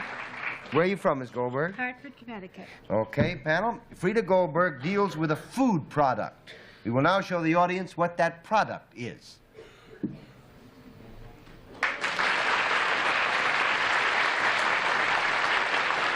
And we'll start the questioning with Alan Ludden. Is it Ms. Goldberg? Mrs. Mrs. Goldberg. Right. I said Ms. kind of being real feminine. Are you from Hartford, Connecticut? Right. That's my old hometown. I know. Oh, really? That's glad you know. They grow tobacco around Hartford, but I don't know any other particular food. Does is this food, do you grow this food? You mean, does she personally grow it, or is it grown? I mean, do you grow it on a farm or anything like that near Hartford? No, I don't grow it, no. You don't grow it? No. 1 down and 9 to go. Arlene? Is it a food that one would have at mealtime? Yes. You could, Arlene, but ordinarily you wouldn't think of it there. 2 down and 8 to go, soupy. Well, is it, oh, you mean is it like a fun food, like junk food type thing? Well, as we refer to that as candy and... You want to stick with fun? Well, all food's fun. Okay, is it one of those fun food things? Yes. You mean like maybe you'd order it in the afternoon or in the evening or something like yes. that? When you order it, you said yeah. That's what she said, all right. You can't order this food? Can order it? You mean like from the store? Yeah. Yes. Oh, I didn't know you could do that. Can you really do that? Yes. Well, I tell you, you can... She says you can do it, and I'm going to be the last person in the world that say you can't. Nevertheless, in order not to mislead you, you would not think of finding it in a store. So let's make that 3 down and 7 to go and go over to Joanna. Because we all have a context that we think of it in, and to find that context, you find it. It wouldn't be in a store. Is this something that you make yourself at home? I make it, but not at home. Is that a yes or a no? Well, that's a sort of half and half, all right? Can I ask another question? Sure. When it comes bought, is it in its finished state? Yes. It is good. I was thinking of popcorn, but obviously that's not it. Is it something that one associates, say, with a circus or with the theater or with a ball game or something like that? Yes. Yes. It is. Is it sweet? Yes. Is it in the candy family? Yes. Is it sticky? It could be. Is it molasses? Is it something to do with molasses? No. 4 down and 6 to go, Alan. But you're in the ballpark now. She's in the ballpark. Is it in the popcorn family? No. 5 down and 5 to go, Arlene. Oh, so that rules out Cracker Jack and all that, right? But it could be sticky. Is it, you said it was sweet, but you didn't say it was candy, did you? No. Is it in the, in the ice cream family? No. No, 6 down and 4 to go. Soupy? Is it in the fruit family? Yes. And it's sticky. Would it be candied apples? Candy apple! On a stick. Mrs. Goldberg and her husband have been in the business of making candied apples for the past 17 years. How many do you make a day? Well, we can make up to 1,000 a day on a good day. Really? Right. That's a lot of candy apples. Do you sell them mainly to circuses? And No, we don't sell them to circuses. We sell them to stores. We sell them to organizations, anyone who has fun fairs. That's amazing. I didn't know you could do that. I didn't know you could get them that way. Now that I found it out, there go my teeth. Thank you for being with us on What's 100. Okay, we're back, and it's time for the special feature of What's My Line, the appearance of our mystery guest. Are your blindfolds all in place, panel? Yes, they are. Then would our mystery guest enter and sign in, please?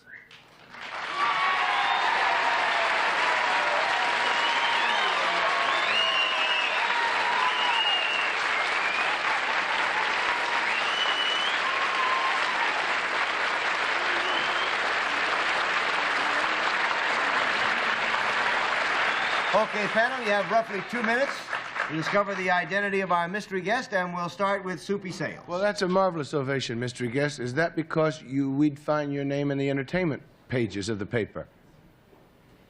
Yes. Joanna? Are you primarily connected with the movies?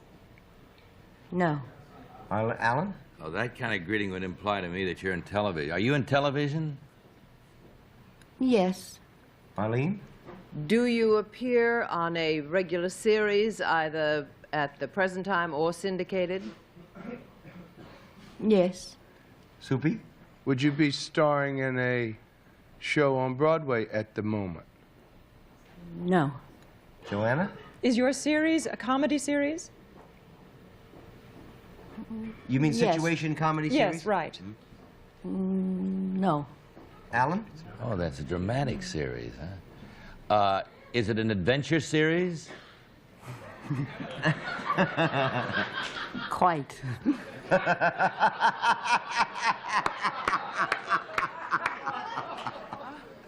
Arlene? The answer was it was quite an adventure, huh? Yeah. Which I think she means for them, but not necessarily that it has to do with trips abroad. Uh-huh. Does it have anything to do with, is it other than a story form series? Yes. Soupy? Is it on 15 right? seconds. Is it on now? As we speak. Joanna? Is it made in the United States? Yes. Alan? It's not a. It's you're a real right. It's a live adventure thing, huh? Not quite. You don't want to give up on adventure. I don't want to give up on adventure. No. Well, then we have to give up on time. She fooled you by being very serious. Shirley Booth? No, it is Ellie Kay Guggenheim? Medford. Oh! Oh my!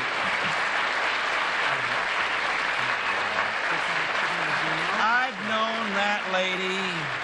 You know, My commanding officer. Yeah, I was that lady's commanding officer at one point. Are you ready for that? No, not really. Where? Yeah. Tell him, Kay. In Hawaii? Hawaii, Were yeah. you in the wax?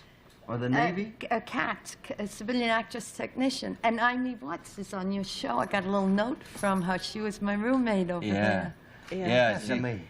And Is it really an adventure doing that show? Well, working with Dean Martin. Does Dean when does Dean show up for the show? When the people in the audience do. I heard that he was on the show once and he said to Dom DeLuise, I didn't know you were on the show. And Dom said, I didn't know you were either. Well, how do you rehearse then? You don't. I see. You just hope that it lasts an hour? No. You know, you read what you're going to do, but they could change at the last minute. But he has his own special talent, an extra dimension to do what he does. I wish I knew how to do it. Well, the show is marvelous, and what you do is dynamite. Don't change that. Kay, thank you for being with us on What's My Line. We'll be back with more of What's My Line after this message. Okay, would our next challenger enter and sign in, please?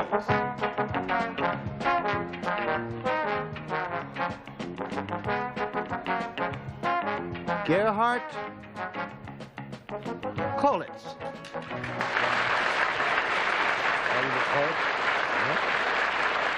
Where are you from, sir? I'm from Anaheim, California. Okay, panel, Gerhard Kolitz deals with a product that comes in contact with the body. We will now show the audience what the product is.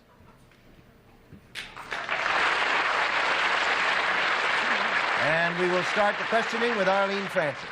Thank you. Mr. Kolitz, would it be something other than wearing apparel? This is correct. When it comes in contact with the body, does it come in contact with the body other than the hands? This is correct. Does it come in contact directly with the skin? Yes. Does it come in contact with the skin from the waist up? Yes. In the area of the head? Possible. But, Ron, not really. 1 down and 9 to go. Soupy. Well, Arlene said from the waist up, and also from the waist down? Yes. Again, it's possible, but the likelihood of it is a little remote for what we're going for. Joanna? Would I be better off having applied this to my body? Oh. Yes. Yes? Yes. Would it in any way change my appearance? Yes. Well, I don't know if it would. Possible. Well, it's possible, but not bloody likely, because that's you wouldn't want to change that. 3 down and 7 to go, Alan. It goes from the waist, between the head and the waist, right? Okay. Chiefly. Is it? Is it a liquid? No. 4 down and 6 to go, Arlene. Can you buy it in a store? Yes, you can. Could you buy it in a drugstore? Yes. Is there any scent attached to it? No. 5 down and 5 to go, Soupy. Is there anything like a design attached to it? I mean, when it's on your body, would it, like No, a tattoo? no. Wouldn't make you be designed. Joanna? Is this in any way a medication? No. No, not really. Alan? 7 down, 3 to go. Is it made out of a fabric? No. 8 down and 2 to go, Arlene. Would it help us to find out what it's made of? It might, but not that much. Its purpose is practically the name of the thing. Uh-huh. Is it, when it touches the body, does it touch it in more than one area? I mean, like a falsie would just be in one place. Is this, does this... Else it's going to be an interesting evening.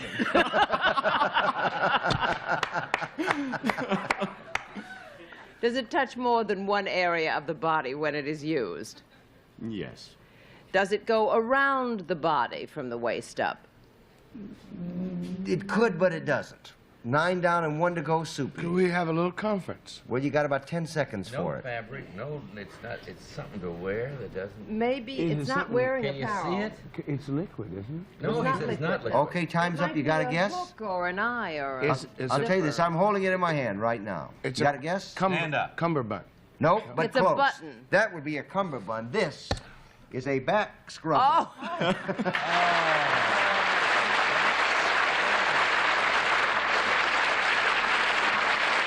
What is this made of, Mr. Kolitz? This is made of polyurethane sponge and vinyl plastic strap. Now, when it's filled up with soap or whatever you fill it up with, does it keep its abrasive quality or not? Yes, it does. And this is one of the features. It will keep the hard-to-reach areas of the body clean. Okay, how much does this cost? This costs $3.50. Does it come in different colors? It comes in 6 different colors. That's terrific. You see, it would make you better, Joanna, only in that you would be clean. But since you're already a clean person, we'll come right over there and say hello. And to you all, we say goodbye. We'll see you tomorrow.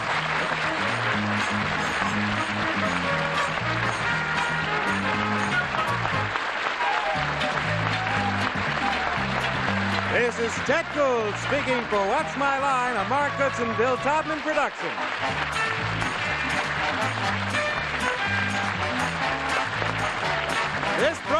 was recorded.